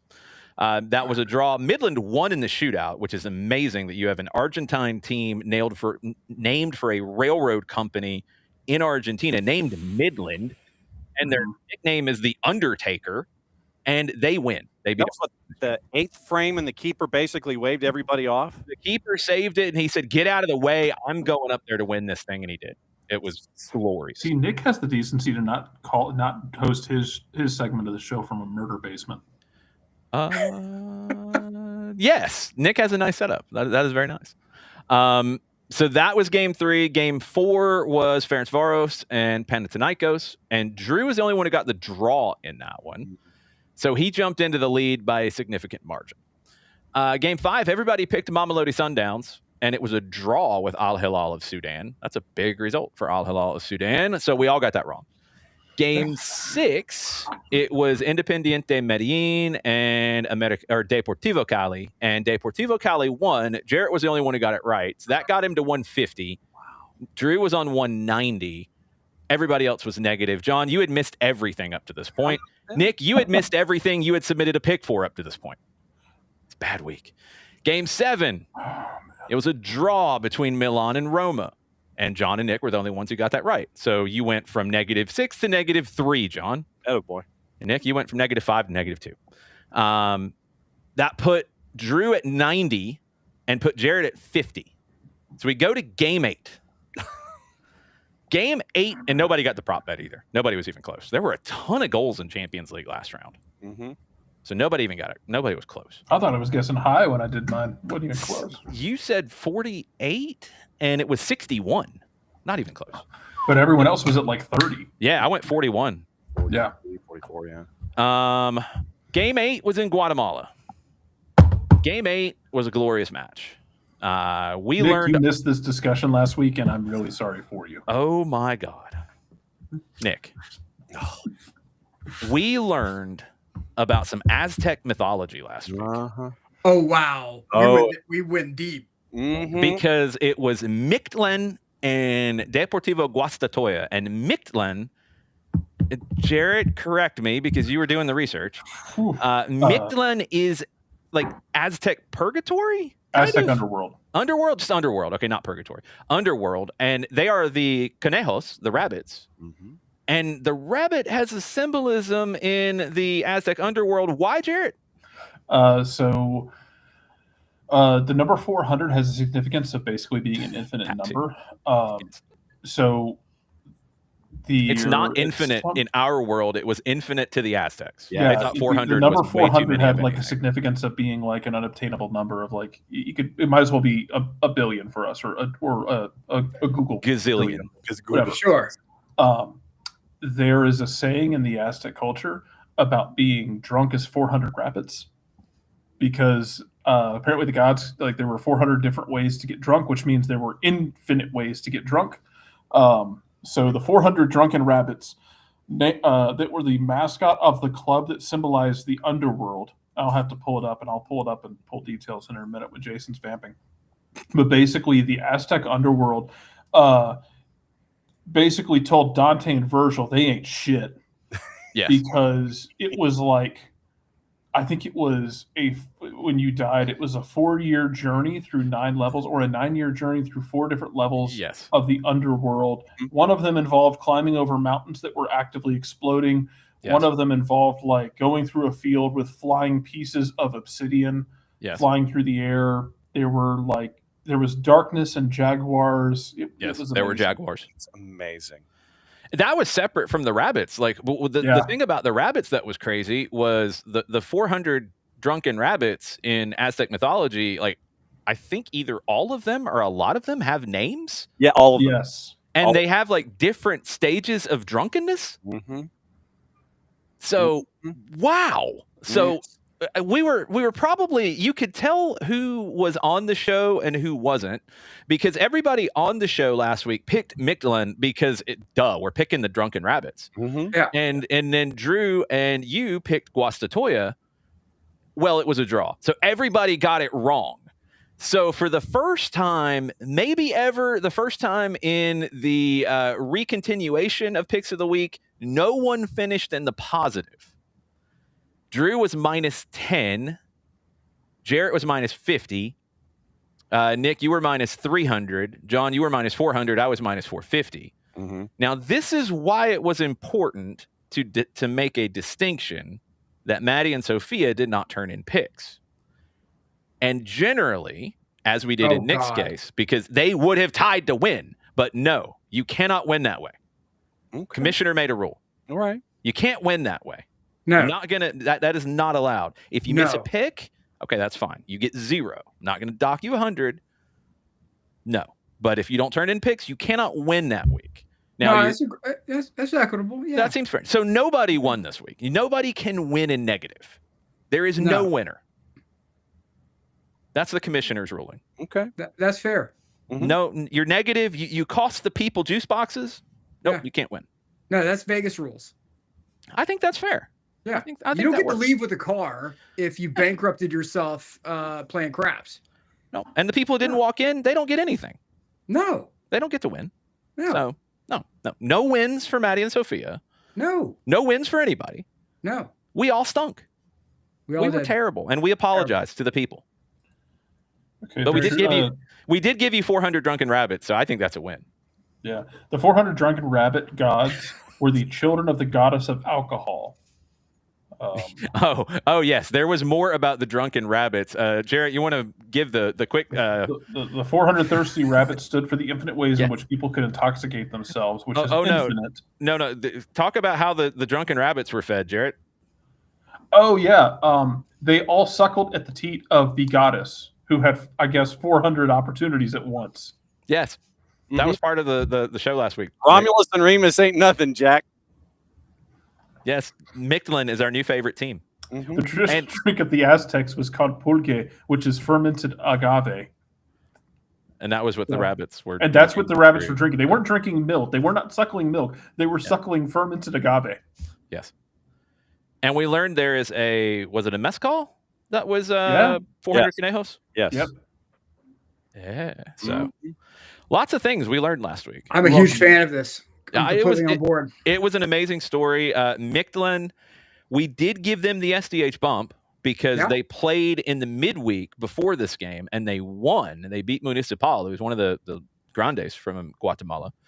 They won that game. They've just recently been promoted to the first division. We went through their social media, and I think they've had either a running joke or it could be serious that somebody gives them a cow or has given them a cow multiple times over the years. Or was it a bull? I think one was a bull and one was a cow. I don't know. I think it's a bull, yeah. And then I think the same guy brought them uniforms before the season started. Yeah. And they probably need new ones because the guy who scored the goals to beat Municipal, his number was falling off the back of his shirt. Okay. So the Aztec name for literally 400 rabbits, they were often referred to as the Aztec gods of drunkenness, though most of the rabbit siblings were referred only to by numbers, even though some of them had names. The myth goes on that they met regularly for drunken revelry, and the Aztecs referred to the degrees of drunkenness as so many rabbits. If someone was only mildly tipsy, he could range anywhere between 1 and 20 rabbits. Oh, I'm so using this. Yes, you are. If someone was hopelessly drunk, on the other hand, he was said to be as drunk as 400 rabbits. I need reminders once we get into the MLS season. I need reminders of the scale and using this because I am going to blow people's minds. When I redo the drunken games of Atlanta United's history, I'm scaling this at 400 on 1 to 400 rabbits. Excellent. So that is good, but it needs to happen in commentary at some point this season, talking about the game being as drunk as only 275 rabbits. So the Atlanta United San Jose game. 400 rabbits. Yeah, that was 400 rabbits. All 400 rabbits. Yeah. All of them, I think, were all 400 rabbits, to be clear. Maybe the one where Wondolowski got sent off from the bench, maybe that's only 300 rabbits. Yeah, that one's not as bad. Not quite as bad, although on any other scale, it would be pretty bad. 400 Conejos is often considered the #1 selling mezcal in Mexico due to its smooth, accessible flavor. It's 400 rabbits. I mean, it's easy. So yes, Mictlan, we are actively trying to engage with Mictlan about sponsorships and getting uniforms and maybe helping them have better uniforms. Send them an email. I sent them an email. So the email has been sent. John sent them an email. Absolutely. Yeah. Oh yeah, absolutely. I did. We have a team in Guatemala now, folks. Yeah, we absolutely do. And for those who laugh and scoff at this, I want you to remember a little team called Defensa y Justicia, who were adopted by the SOT crew, part of the phenomenal family of SDH networks, and look what happened. They won the Copa Sudamericana. They won the Super Cup. I blew Hernan Crespo's mind when I told him I was a Defensa fan to his face. Awesome. Hernan Crespo probably was requesting extra security that day. He was both impressed and scared at the same time. Yes. Yeah. And that's fine. I'll take that. I'll take that reaction. Should. All right, let's get into the picks of the week this week. I started off with a doozy. Tuesday. The glasses came off. Whoa. I'm the commissioner, Nick. I'm the commissioner. So this means you get 2 weeks in a row of picks? Yeah, well, I won the last one. Yeah, I won the last one. Yeah, so I'm level with Nick, you. You cannot tell me you're sitting here in front of somebody who is this invested in Argentine soccer and surprised by any corruption of leadership. Yeah, I try to be a benevolent corrupt leader, but I mean, come on. Yeah. This is like that. Oh my God. That politician who was according like, to David, Costco carries the mezcal in Atlanta. Oh, Costco's got it. Oh, Wow. the Costco in Dunwoody has a liquor store attached to it. Oh man. Wow. Apparently the largest Costco in America is somewhere in Salt Lake. I haven't found it. I haven't been, but apparently there's a large liquor store in the back of it. It's kind of like David separate. endorses it. David endorses it as a delicious mezcal. So does all of Mexico, apparently. So yes, Nick, as the commissioner, somebody had to pick the games. I did. Okay. Carry Right. over. I get that. Pixopoly. I see. Okay. Cool. I think no. Let me give you the first game, and let's see how you feel. Game 1, we're going to Scotland, League 2. Jesus Christ. Okay, yeah. Good. The top team and the second team. It's the Spartans on the road at East Kilbride. Yep. 1 versus 2. Oh my God. 1 versus 2 in I know both of Scotland's these League teams, and I 2. should be sectioned off from society. Yes, you should. East Kilbride are known as the Kilby. They were formed in 2010. They merged like 57 different clubs. 57 different clubs. It's a common thing in Scotland. Yes, it's very common. But the modern incarnation of the club was formed in 2010. The goal of bringing senior football to East Kilbride, one of Scotland's largest towns without a professional club. Wow. They won 3 consecutive Lowland League titles from 2016 to 2019. That's like 3rd, 4th, 5th division or so. Is that correct? Yeah. Jared? Yeah. Kilbride was basically Nashville before the Titans moved into town. Okay. Except without the country music, but without being a big city missing a sports team. What I mean. Yeah, fair enough. They were the first club from a new town to reach the Scottish Cup 5th round since the 1950s. They won back-to-back Lowland League titles in 24 and 25 and got promoted into the SPFL via the Pyramid playoffs for this season. And they are 2nd in the league table right now. The Spartans. That's their name, the Spartans. The Spartans. It's not like the Ohio State or the Miami FC, but I guess it kind of is the Spartans. They're the Lily Whites. They were founded in 1951 in Edinburgh by ex-players of Edinburgh University. They started as like exclusively university grads, but then I think they realized they wanted to win games, so they opened it to everybody. They were promoted to the SPFL League 2 in 2023 after successful Pyramid playoffs. Their longtime manager, Dougie Samuel, which is the greatest name, he has overseen much of the club's modern ascent. He was awarded an MBE for services to football and the Edinburgh community, underscoring the club's dual impact on and off the field. We have odds on the Scottish League 2. We do. Of course we do. Plus 130 for East Kilbride. The draw is plus 250. The Spartans are plus 155. But the Spartans lead the table. They're on the road here. They're the underdog at East Kilbride. Jarrett, what do you got? I'm going to take East Kilbride at home, even though, again, home road, not as big of a deal as it is in other countries in Scotland because it ain't that far in the grand scheme of things. How far is Edinburgh and Kilbride? East Kilbride? I'm actually not sure. I don't have a map in front of me. I'm Google mapping. Hang on. Come on, John. Okay. But I'm going to take the home team here.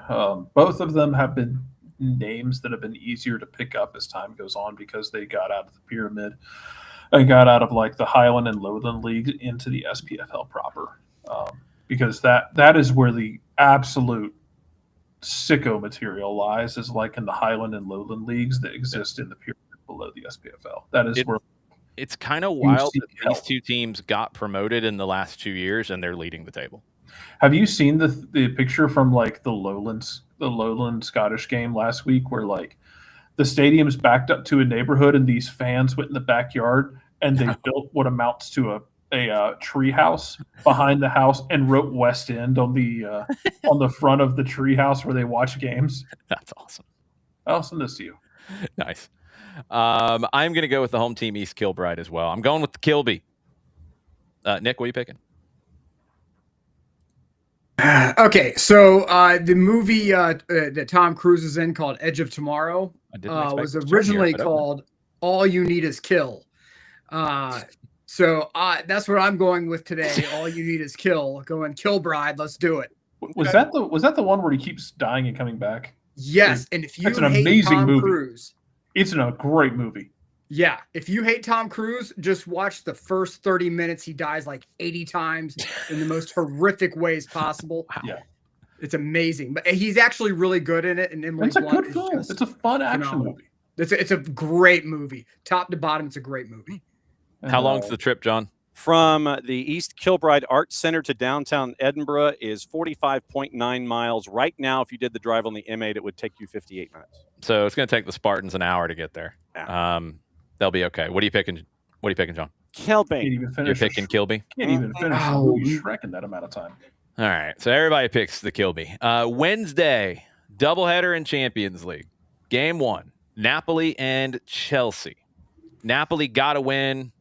Chelsea need to get a result to avoid falling into the play-in round. Napoli is stinking it up right now. 3-0 loss to Juve over the weekend. Bunch of people out. Chelsea's got a decent number of people out as well. Napoli plus 210, draw plus 260. Chelsea on the road, favorite plus 125. John, what are you picking? Picking Chelsea in Italy. Chelsea in Italy. Okay. Nick?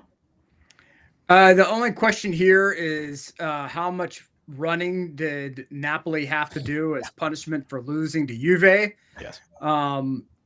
A lot of phone calls were probably made to the team over the weekend that I'm not going to dare to go into. Yeah. I'm taking Napoli and the points. Yes. And whatever. Give me Napoli all the way. I got Napoli as well. Jarrett, what are you picking? Chelsea. Your other game in the Champions League on decision day, PSG and Newcastle. PSG minus 189, Newcastle plus 450 to win, draw plus 350. Both teams in the top 8. Newcastle's been really good in Champions League. They've been really good defensively in Champions League. They've scored in every game in Champions League. They beat PSV 3-0 in match day 7. They're into the next round, but they're trying to avoid 2 extra games in the play-in round, and they got to go to Paris to do it. Jarrett, what are you picking? What were the numbers? I'm sorry. PSG minus 189 at home, draw 350, Newcastle 450.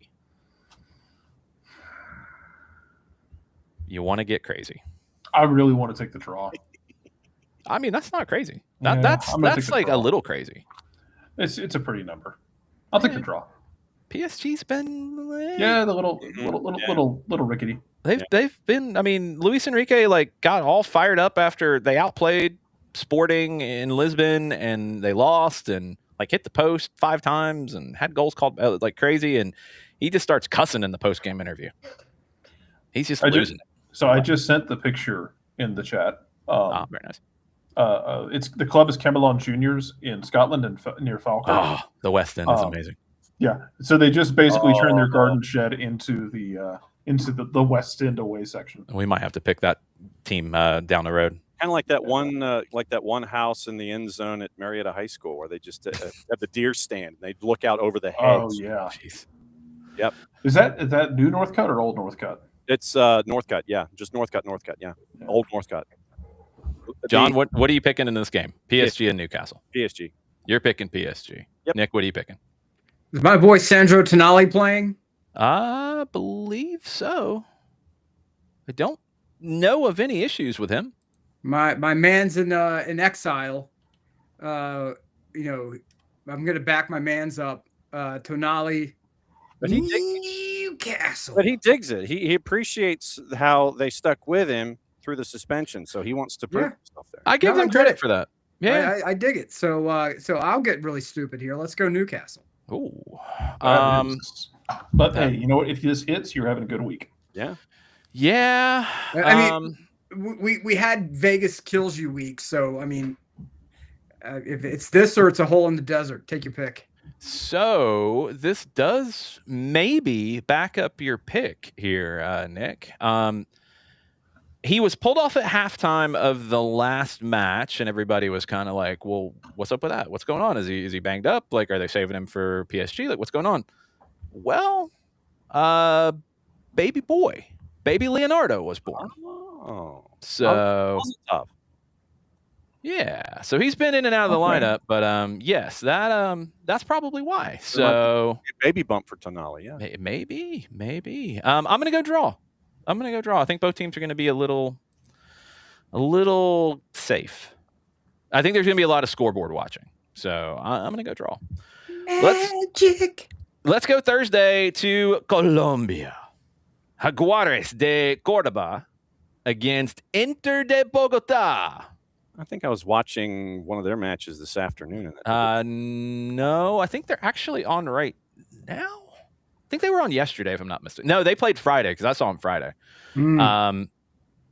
Colombia's crazy, but they don't play every 3 days, maybe every 4. Jaguares. So crazy one, Jarrett. You will appreciate this. A previous iteration of Jaguares, because I think there's been almost as many Jaguares clubs in Colombia as there have been in Mexico. I don't think there is actually a current Jaguares in Mexico. They're down in Chiapas. I have like a jersey and jacket. We were Jaguares USA in the Silverbacks co-ed leagues. Everybody was like, "These people are insane," because we were. There's somebody who knew enough and went, "Oh," and knew what that was, and they were either fascinated or terrified of you. Probably both. I mean, we went to I think we got the uniforms at Choppies, which is one of the best Spanish-speaking soccer stores in Gwinnett County. And we got the knockoff, like full Jaguares kit. Knockoff. Amazing.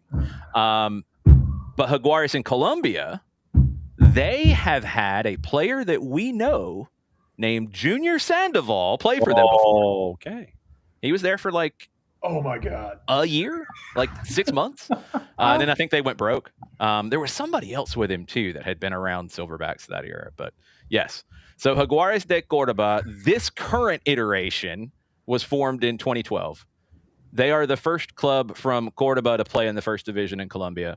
They were in the first division, then they got relegated, then they came back this year. So this is their first year back up. They won game 1-0 over Deportivo Cali. Okay. The other team, Inter de Bogotá. They were literally formed as Inter de Bogotá on December 10th, 2025. They are the successor team to La Equidad. Internacional de Bogotá was created when investment group NX Football acquired Deportivo La Equidad and relaunched it with a new name, brand, institutional identity, all the things. Ryan Reynolds, Eva Longoria, are all of that crew that's in Necaxa with this one. Is that correct? I think we went through this last week. Yeah, and they're a part of it, but I think aren't they the minority where that the other larger group is hang on, it's the other investment arm of it, I think, is the majority stake. Okay. NX Football acquired the club. They probably have what's that? Tylus Porter is right. So Tylus Porter and others, including all of those, and Justin Verlander and Kate Upton. Yes. Tylus Porter's the main guy. The others are minority. This is different than Wrexham, where that is just Ryan Reynolds and Rob McElhenney. Right. Rob Mack. He's Robbie Mack now. Rob right? Mack, sorry. Yes, yeah, Rob Mack. Why did he change it again? It's like the guy, the director who calls himself McG. Oh, okay. It's like, dude, you're in your 50s now. Why are you McG? I mean, stop. If you get to do it, you're McGillicuddy, just be like, it's a new film by McGillicuddy, and just run with it. I wish I had enough money and clout to do that.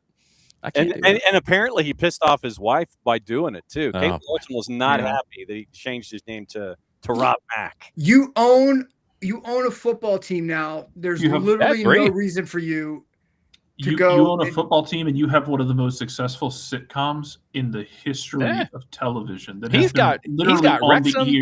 He's got on the air for Necaxa. 20+ years. He's got Inter de Bogotá. He's got a sitcom. Like, he's got everything. He's got crossovers with Abbott Elementary now. Yeah, but which was a great episode, by the way. You can't tell me you're changing your name like that without telling me that you're not comfortable with the aging process. Mm-hmm. There's something fame wise, like, I don't know, like I just need to freshen it up. No, you don't. Midlife crisis-y kind of thing. Yeah. He's got what appears to be a dynamite marriage happening. It appears that he has a great business thing happening. Dude, McElhenney, let's go, man. Come on. Yeah. Own the name. It is kind of weird. The club that they bought, La Equidad, they were founded in 1982. They had been in the first division since 2007, like total mid-table team, like Fulham of Colombia. That's La Equidad. So them coming in to buy this, they're trying to take it up a level. La Equidad won the Copa Colombia in 2008, and they finished runners-up in the league 3 times. That's it. They lost their first game under the Inter de Bogotá name 3-0 to América de Cali, but they won over Cúcuta 2-1 on Friday. Your odds here, minus 125 for Jaguares. Draw 240 and Inter de Bogota 350. John. Jaguares. John goes Jaguares. Mm-hmm. I mean, I'm writing them down. So yes, God. Please. Just make sure I can read it this time. I had to really try to figure out the numbers for the prop bet last time. Your numbers were terrible. I'm picking a draw. I'm going draw. Okay. Nick.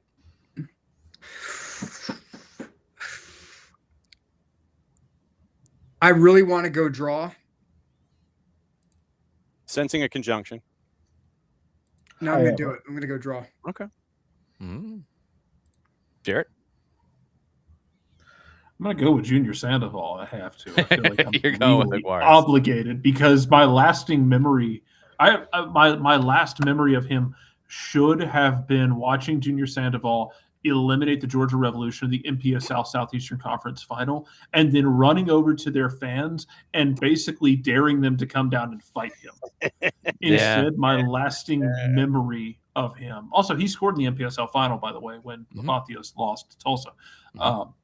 However, my lasting memory is when they played in the Open Cup the next year. Jason, we were watching this game when he got sent off with the most ridiculous, blatant red card I've seen since Ricardo Clark. Well, Ricardo Clark watched this and was like, dude, that's a little too much.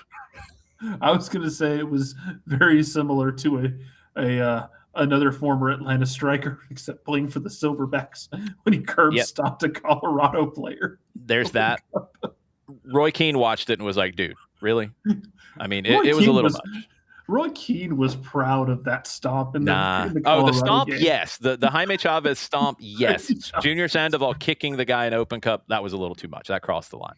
It was. Roy Keane, I hope Roy Keane saw that Open Cup game and called Chavez after the game and said, I'm proud of you, don't you? Good on you. Good on you, lad. He somehow had Ricardo Montoya's phone number and called him. That's frightening if Roy Keane has Ricardo's number. In case you haven't seen the new rebrand for this club, this is what they ended up doing with Inter de Bogota. Very Phoenix Open Thunderbirdish. I mean, it's not bad. It's not as coked out as I was hoping. No. I'm not going to lie. No, it's not insane. It's safe. Yeah. Yeah. It's not bad. It's not bad. It's brand new. It's kind of trying to look classic. It's not bad. So is it a condor? Is that what that is? Is that a condor? I think, condor vulture kind of thing. Okay. Hopefully it's a condor. Those have two very different connotations. I was just going by the red head. But to Nick's point, it feels like it is new, but trying to appear retro. Yeah, it's definitely got that. It is an Andean condor. Okay. And it alludes to Bogota's eastern badass. hills. And don't get me wrong, condors are badass animals. Yeah. By all means, embrace them. Vultures too. I mean, fine. Vultures are okay, but it's just kind of does give it a different feel. Everyone gives vultures grief until the possums start piling up in front of your house, and you really wish they were hanging around. I miss listening to the possums fight at night going to sleep as a kid. Those were good days. That's always good days. All right, we're going to Brazil next. We're going to the Carioca Série A, the Taca Guanabara, and it is Nova Iguaçu hosting Bangu. Okay. Nova Iguaçu was founded in 1990. One of the founders was Zinho, who won the 1994 World Cup with Brazil. Played for the Miami FC and played at Silverbacks Park. Crazy. I'm not even done on this game with crazy trivia. Nova Iguaçu got to the Carioca final for the first time in 2024. They wear orange and white. The orange reflects Nova Iguaçu's historical identity as a major orange exporter. Okay, pretty easy. Bangu, they were formed in 1904, born out of a textile factory community in Rio. English workers introduced football to the local workforce in the 1890s. Club officially formed in 1904. They won the Rio State Championship in 1933. They were the first club in Brazil to field black and mixed race players in official matches. and they won the International Soccer League trophy in 1960 in New York. That was the precursor to the professional leagues getting started in the U.S. Bill Cox, who was banned for life in Major League Baseball, started it. He brought over teams to play like a league kind of summer format, and it was crazy with the mix of teams. I think Celtic played in it one summer. He had like Wolves play in it. Like it had everybody, but Bangu won the first one. And they have a gold crest star that the people celebrate that win. Also, Bangu has played in Atlanta. They beat the Atlanta Chiefs 2-0 at Atlanta Stadium in 1971. And there's even more. Castor de Andrade. He was born in 1926. He passed away in 1997. I'll just read you what his description is in Wikipedia. He was a Brazilian illegal lottery operator in the very popular Jogo do Bicho. It's the animal game in Rio. Yes. In the 1980s, he was the uncontested leader of all the main bicheiros of the city of Rio. He had more than 100 policemen and a number of public servants, prominent politicians, and judges working for him. Good on him. He was very involved in Carnival, of course, and he was the main sponsor of Bangu and even called the owner of Bangu. He didn't own it. He just funded it. Did all kinds of things. He founded the Liga Independiente das Escolas de Samba do Rio de Janeiro, which has run the Rio Carnival ever since. Neymar's happy about that. Yes. I don't know if Neymar's a Rio Carnival guy or a Sao Paulo Carnival guy. I'm not sure.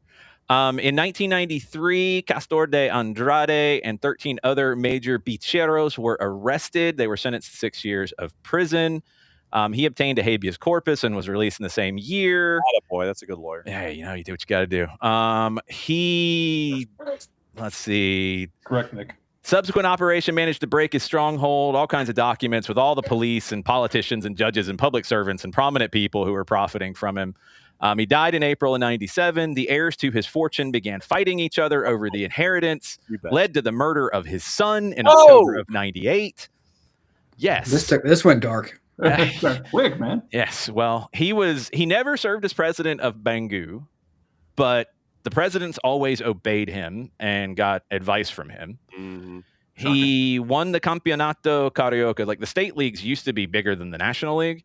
So they won the state league in 1966. The players called him their father. He used to give them money all the time.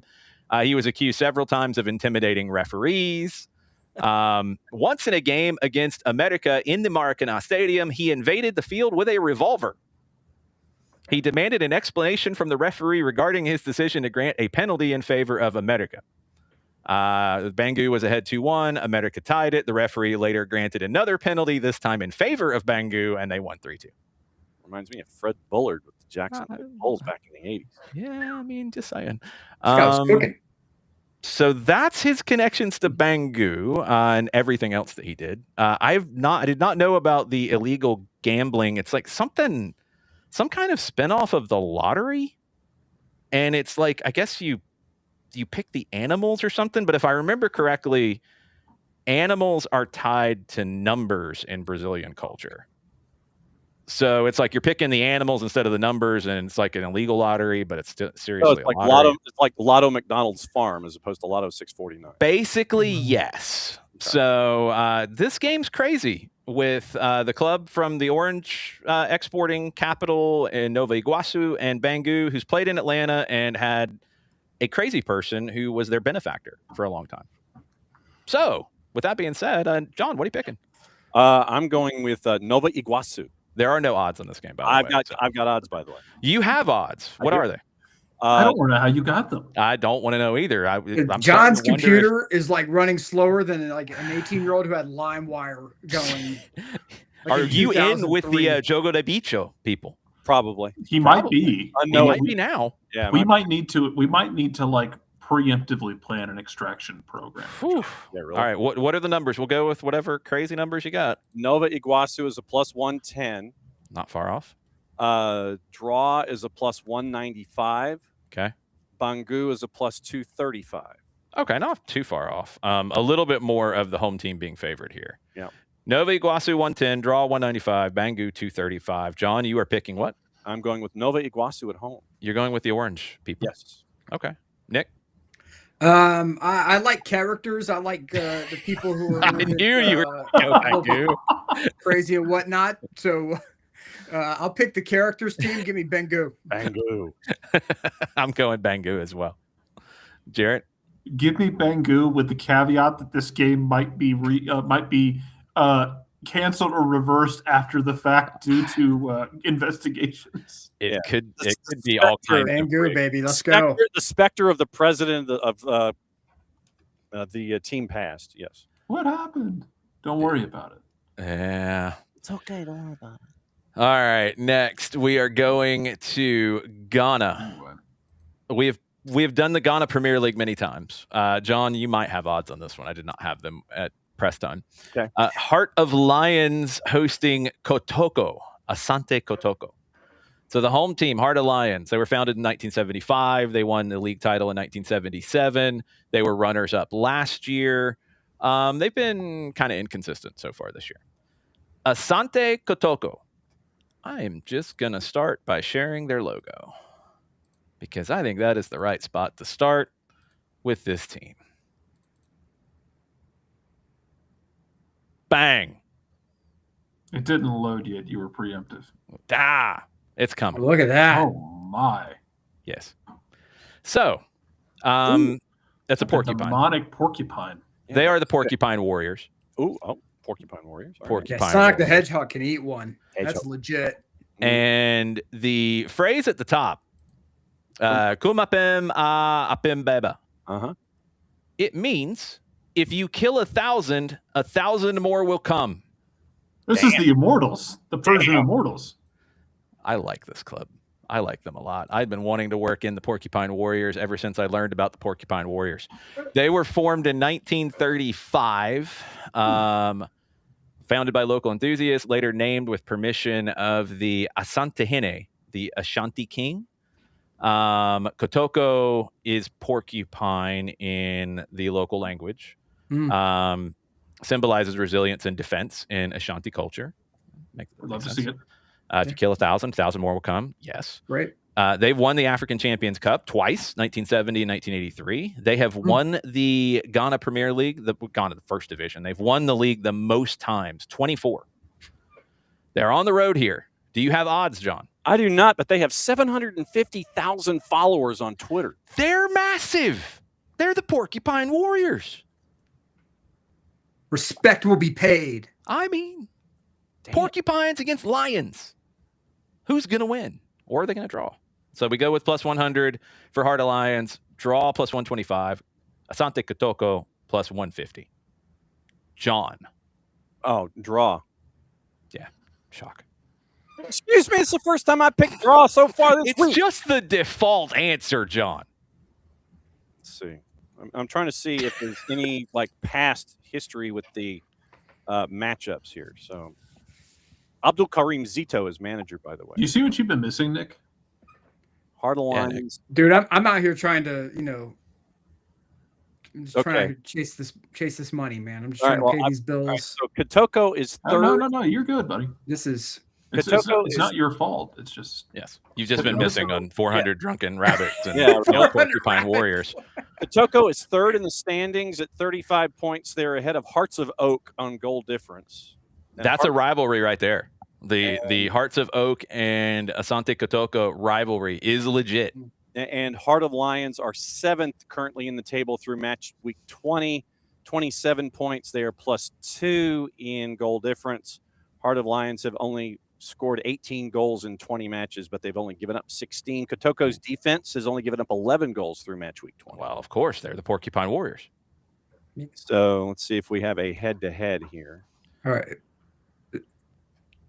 I'm going with the Porcupine Warriors. John's going draw. Jarrett, what are you picking? Porcupine Warriors. Nick? There's going to be a lot of people who are very excited about seeing Matt Damon in the remake of The Odyssey. I want Okay. everybody to know that there was a television miniseries of the Odyssey that debuted in I want to say the late 90s, starring one Mr. Aman Asante. Give me the Porcupine Warriors. Okay. We're looping it all in I was wondering where that was going. with the deep cut.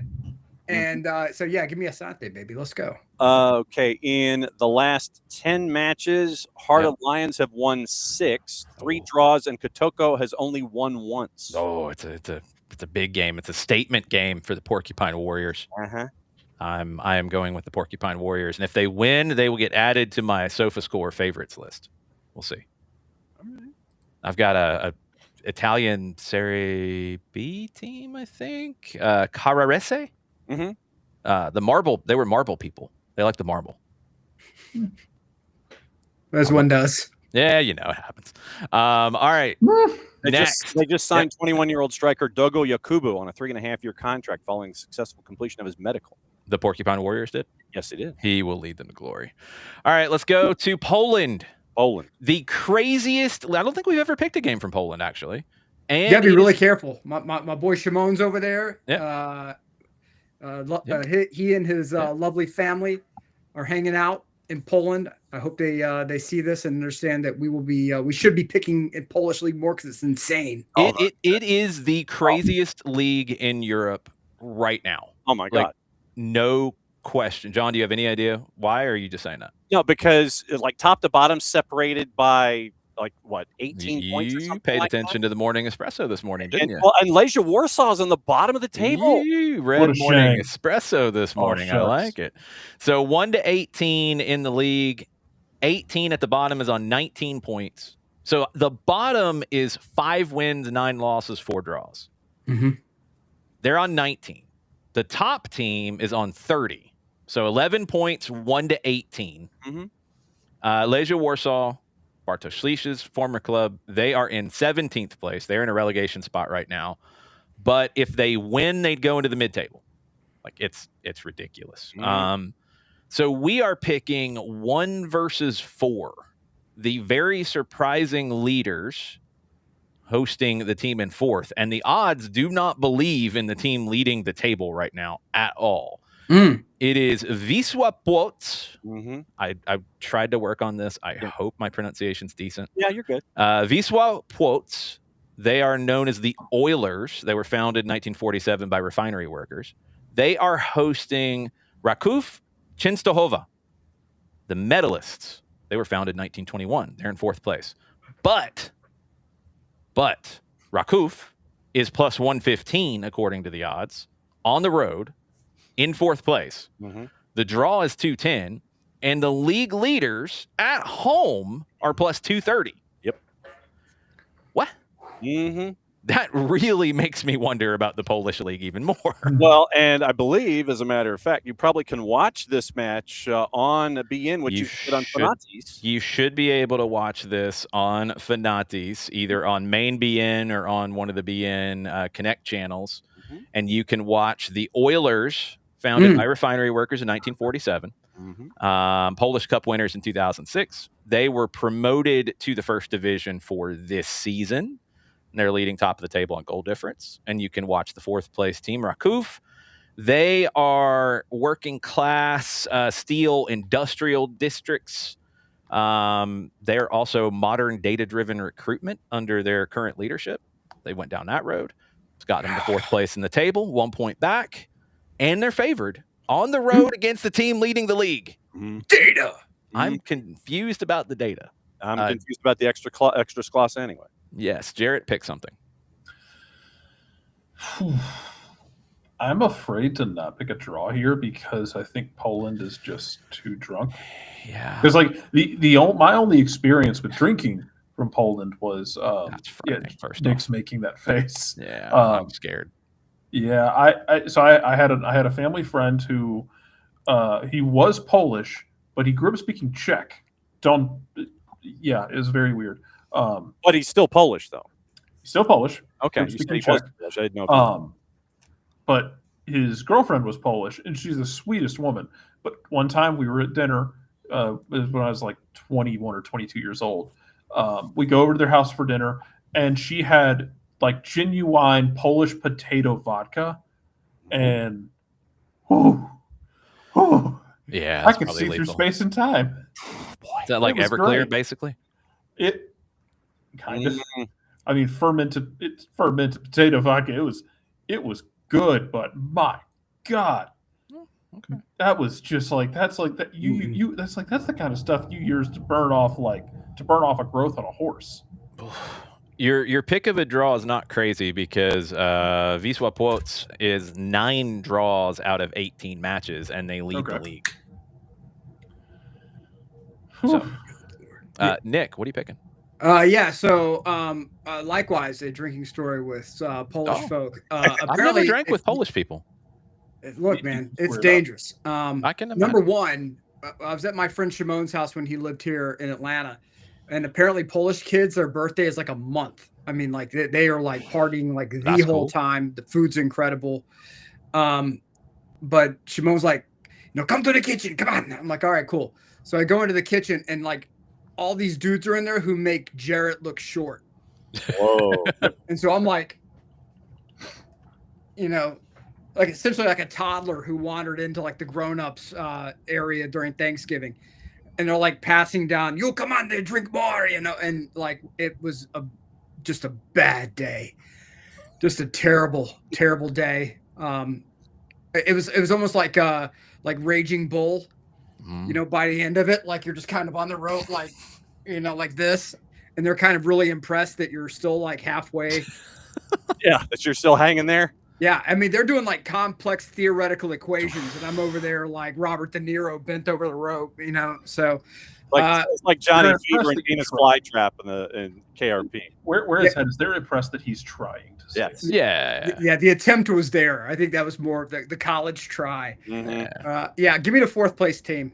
I'm wondering why they're favored by so much. Hey, look, man, Eastern European gamblers. I'm not arguing with them. I mean. It's true. Which is somehow even more impressive when we think about the Polish, because like when I think about a massive Polish human, I think of, despite being like 5'10", Mariusz Puchanowski, who was a multi-time Metrics World Strongest Man champion, but he was like 5'10", 5'11", but he could bench press a Honda. Yeah. Whole lot of pierogies. He had short arms. But I mean, I'm sure that there wasn't a whole lot of distance he needed to clear. Nevertheless, it doesn't matter because he would do the Atlas stones like he was picking up a toddler. Yes, John, have you ever had a pierogi? Yeah, you have. Yeah, I love a good pierogi. There used to be this is for the Atlanta people. Wow. I'm always going to drop some random weird food knowledge. There used to be a place, and I don't know if it still exists, and I hope to God it does. Up in Blue Ridge. Mm-hmm. There is this little Polish restaurant up there that this lady runs herself. She kills her own cows. She's got already. Margot's Bistro and Deli, Polish restaurant. Oh, yep. Oh man. And so we went up there. 4.8 stars, by the way. Nice. Yeah. Sorry, it's closed. It's closed. Permanently closed. Yes. There is no justice. Sorry, according to Google, it is permanently closed. I'm sorry. It was like the one place where like Shimon and Monica were both like, well, we don't know. We'll give it a try. It's Polish food. Both of our youngest kids were like infants at the time. And Margot was over there trying to like hand off like beef liver and stuff to us. Like, it'll make the baby strong, and Monica and Shimon were like, yeah, this place is 112% legit. Like, this is, she had special Polish beard that she broke out. She like all the locals, she served like the Bud Light and whatnot. Yeah. She broke out the good Polish beer for us. Man, it was a show. That's awesome. I hope she closed on her own terms. Yes.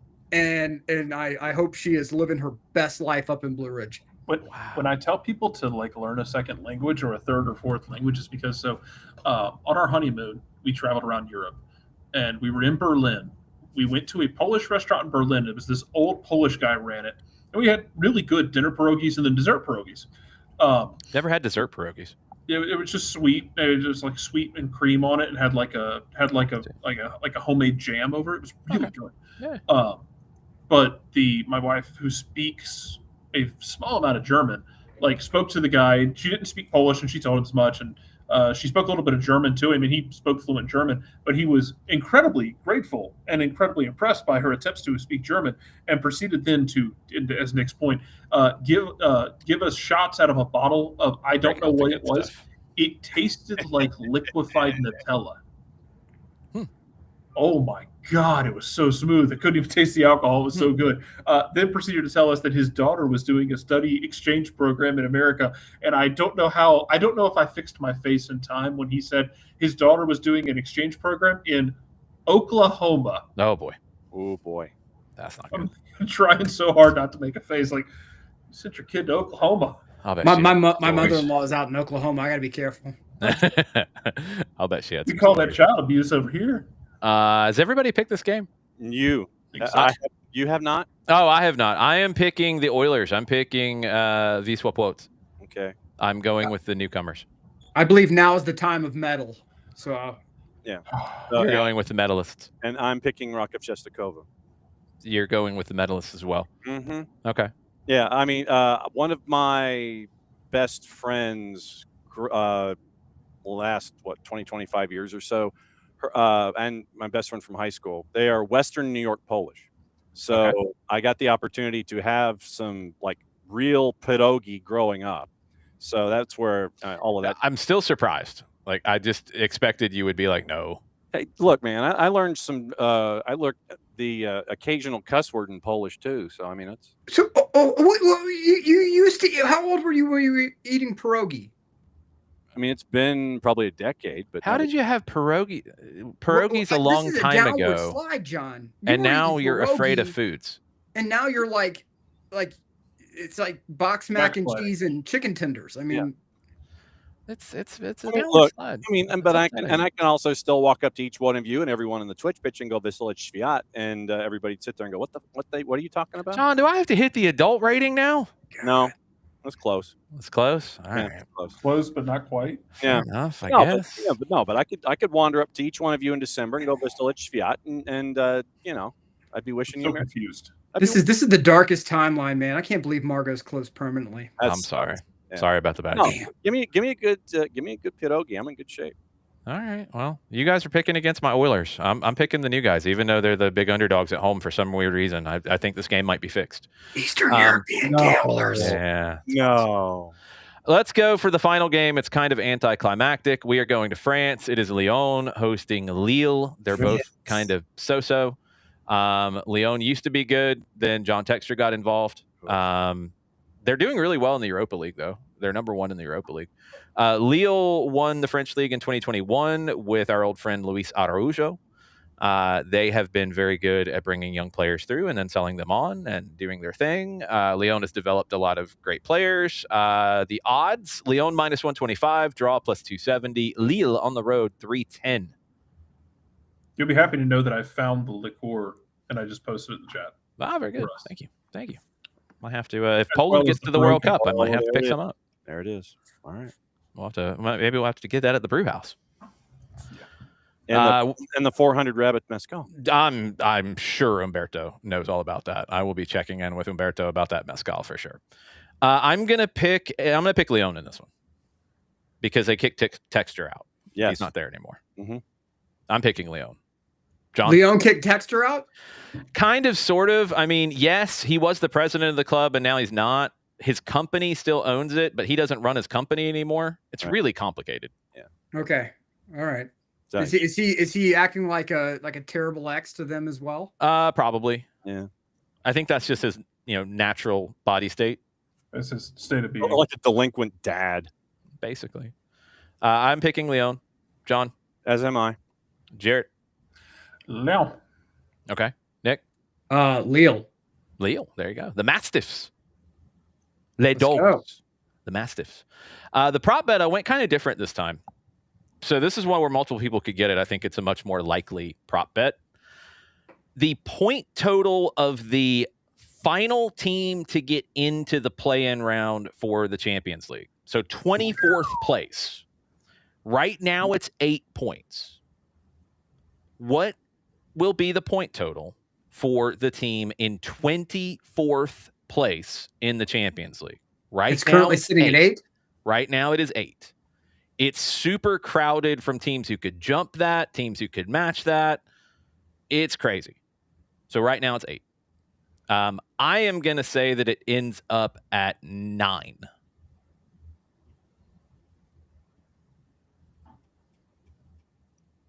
Who's got what? 12. Oh. I think it's a bloodbath in Champions League. It's going to be chaos. I'm going to. I'm sitting on 12. Can't take it. No, you can. You No, can. I can park there. Yeah, you can take it. If you think that's it, you can take it. You get 100. Oh, my God. I'm going to say 9, too. And I'm really tempted, honestly, to say 8. Like, No one moved. Screw it. No one moved. Screw it. I'm going to say 8. And just everyone is just trash. And just somehow we stick with 8. We get a bunch of teams going, all we had to do was draw a game to get through, and we couldn't even do that. Oh, That is actually probably the most likely scenario. That would be the person who's in incredible. Chat GPT will be like, just draw. Mm-hmm.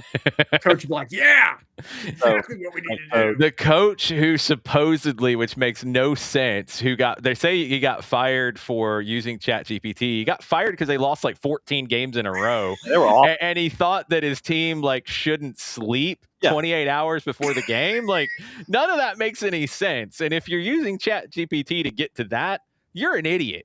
Just flat out, you're an idiot. Oh, and it's a 10. It was a 10,000 kilometer travel from one place from Khabarovsk to Sochi, and it was going to take like 5 days to get there if you were driving. And so the ChatGPT says, "Tell you what, of those 120 hours, take 28 of them and don't sleep and get closer to it." That's dumb because it's user error. Moron. And how would you not sit there as user error and go, this is saying that we should stay up for 28 hours straight to get from point A to point B. That's a bad idea. ChatGPT is my best friend. Maybe I'm going to actually think for myself. I don't know. It's crazy. Young players, stay in MLS if you aren't 100% sure about where you're going. Because, you could go to a big club. Yes. Or you could end up getting loaned out to that. Mm-hmm.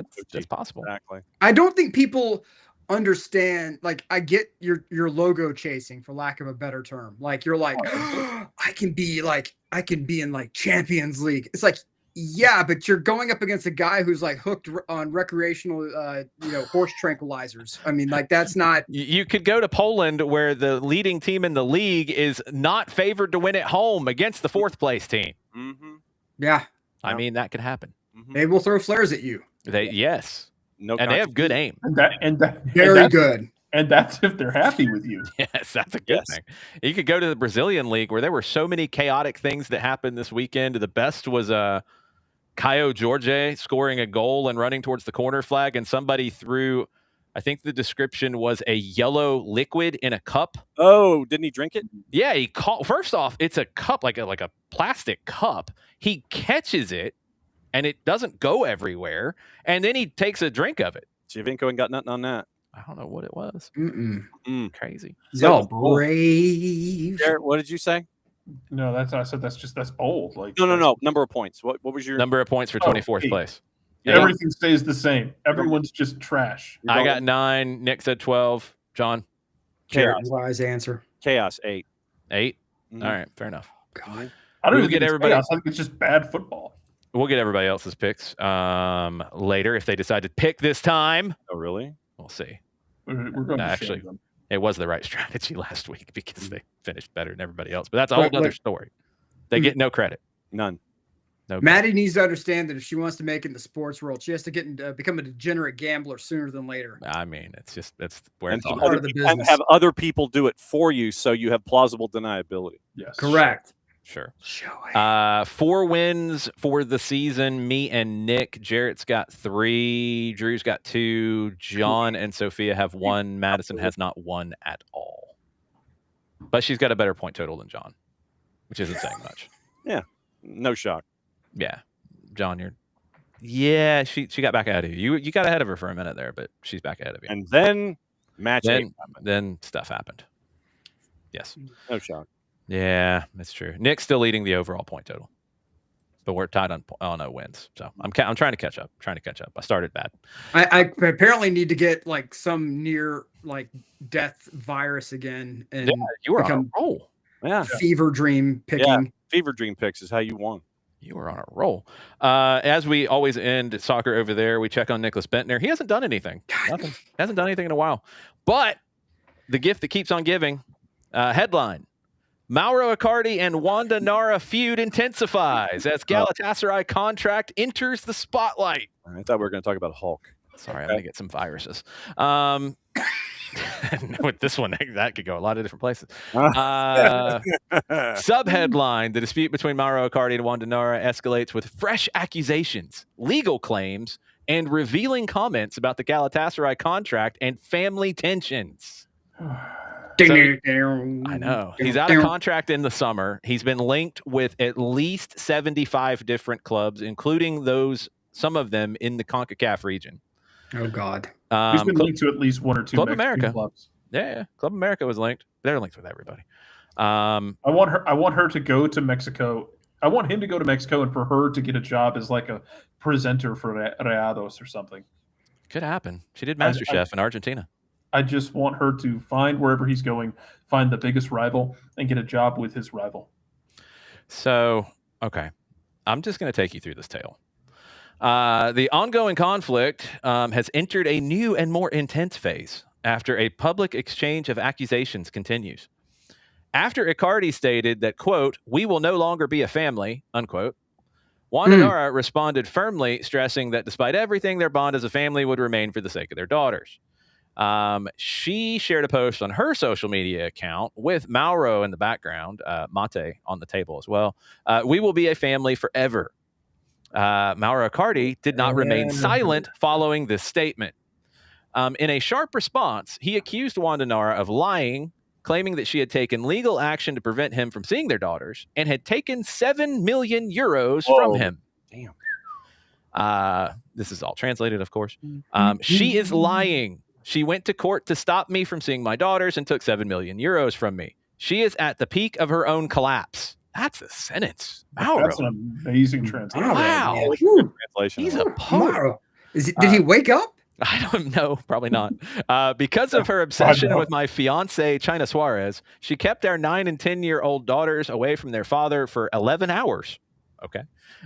"She will never be part of my family. The only connection between us is she's the mother of my children." So then Wanda spoke up. "Before you arrived, I worked very hard for this deal with a club I had always admired.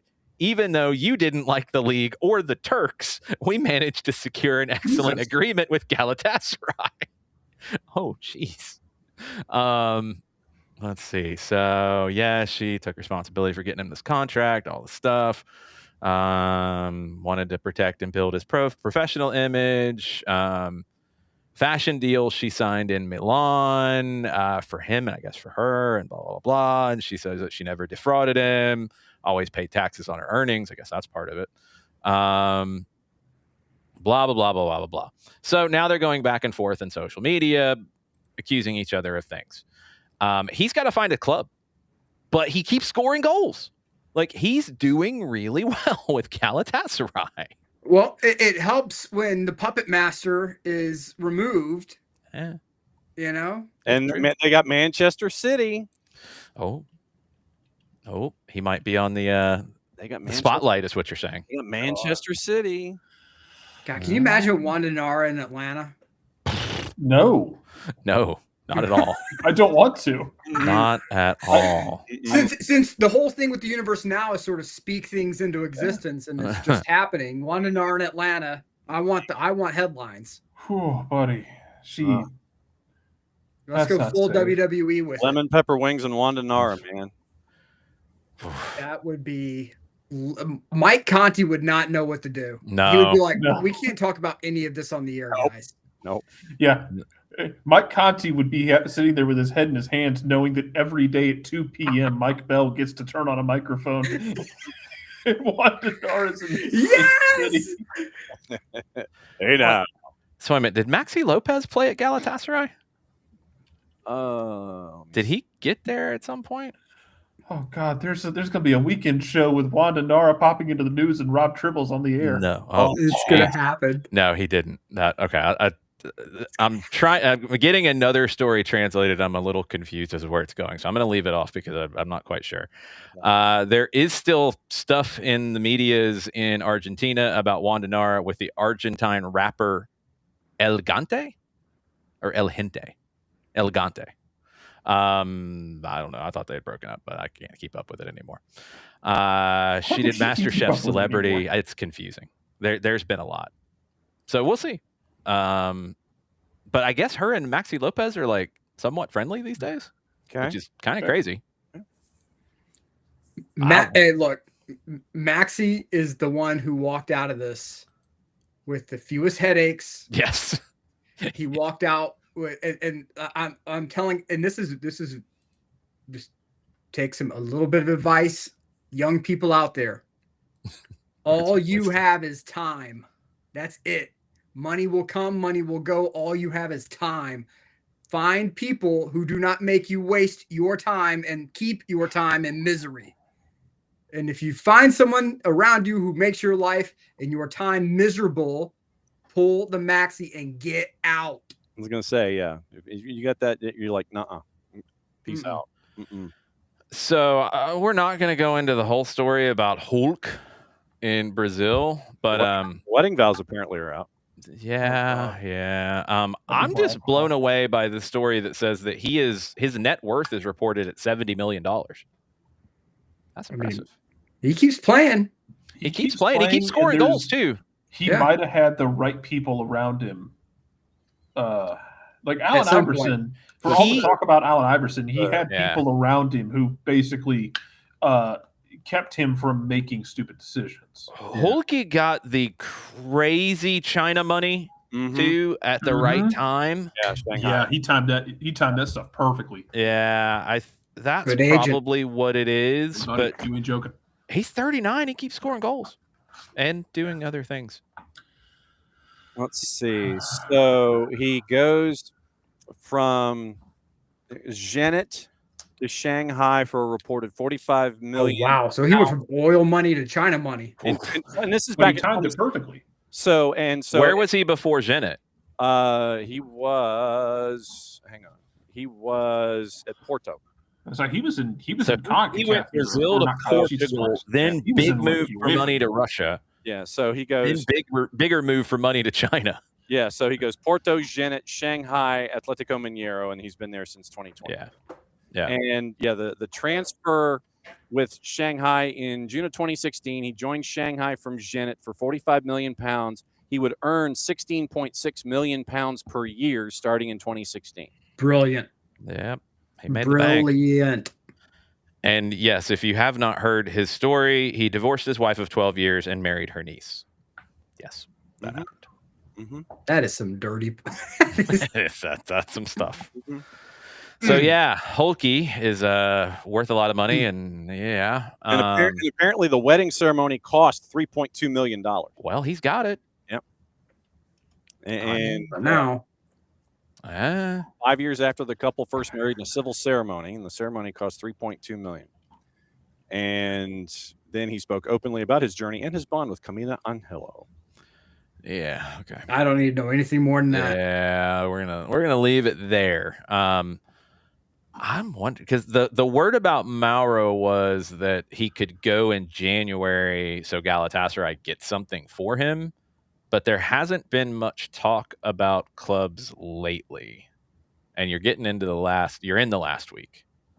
But doesn't Turkey have the additional week in the window too? To bring people in, not to sell. Okay.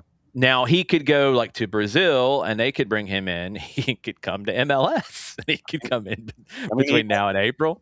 I'm just saying. He was certain Argentine manager.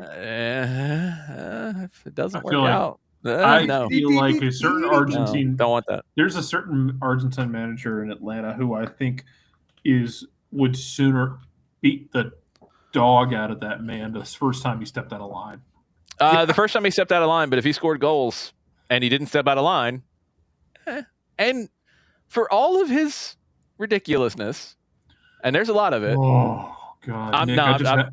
I'm not saying it should happen. I'm just saying, like, his ridiculousness is personal life ridiculousness. Yes. Yeah. Not like, not performing, not partying, not like it's never affected that.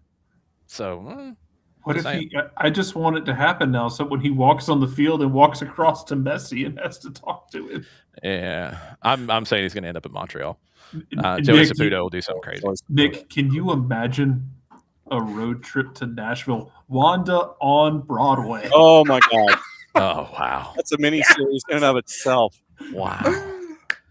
And that's the title. You got the title right there. Wanda on Broadway. That's she could start a show for Argentine television about finding like the next country star and make so much money. Oh my God. Because I mean, you remember when the Boca fans went to Nashville? Oh, they loved and like took over Broadway on a Monday night. Fantastic.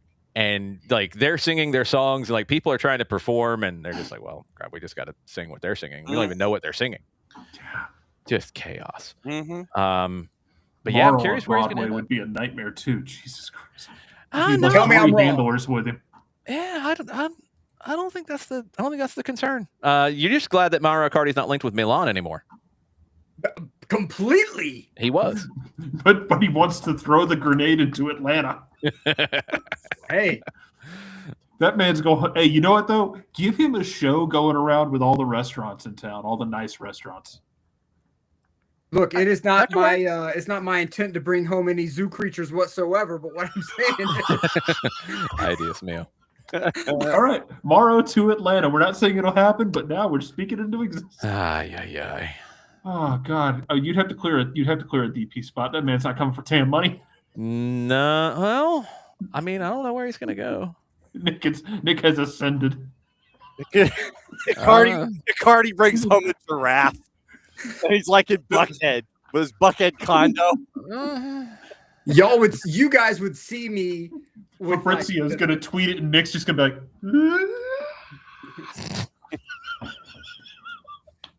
you would see me pitch side doing the Eddie Guerrero like. Oh yeah. He's not going to Milan. Nick's doing the Eddie Guerrero on the pitch. Just, Oh my God. Speaking of which, we need to have Dirty Dom. He goes to Wanda and he goes, Mamacita. On the final day, signs in Milan. Amazing. All right. Well, that's great. We're going to break the city of Atlanta during the World Cup. Let's not do that. Mauro, go to Brazil. You'll enjoy it. Have fun. Go to Bangu, for example. Like go to Bangu and just enjoy yourself. Carnival. Maybe create some like fake lottery games. That is it for soccer over there. Probably, thankfully, before we get ourselves in trouble. That's Nick. That's Jarrett. That's John. John, what do you have on SDH AM in the morning? We have Kaylor Hodges from the USL show looking at the month that was in USL. A lot of players, a lot of movement, and a lot actually in Birmingham. Birmingham Legion. We talked front office. We talked touchline. We talked retirements and folks in, folks out. What he's looking at is we're getting close to 5 weeks away from the beginning of the regular season, and they still have a CBA to negotiate. So we talk about that as well. We also hear from Inter Miami. They have an opportunity for speaking to the press. Dane St. Clair, Rocco Rios Novo, and we also get to check in on Dallas after their win over Brøndby in preseason action tomorrow. With Bartosz Schliess scoring a goal for Brøndby. Heck. Very good to see. Morning Espresso before that. RSL beat Brøndby. RSL, he scored a goal against RSL today. He scored a goal against RSL. Brøndby plays Dallas tomorrow. Yeah. Yes. Oh, Brøndby's just playing every day, so that's just chaos. It's one of those Atlantic Cups. There's 4 teams, 2 of them from MLS, 2 of them from Europe. Yeah, they're probably playing. RSL plays Dallas tomorrow, I think, or the next chaos. They're probably playing like Kings League rules or something. It's ridiculous. That's my impression of it. They'll probably be 35-yard shootouts. It's TST tournaments. Yeah, basically. Yeah. All the chaos. Nicholas Simmons scored today, by the way, the number 3 pick in the Super Draft. So rock and jock style for the Atlantic Cup, whatever. Dan Cortez. Basically. That'll do it for soccer over there. See y'all later.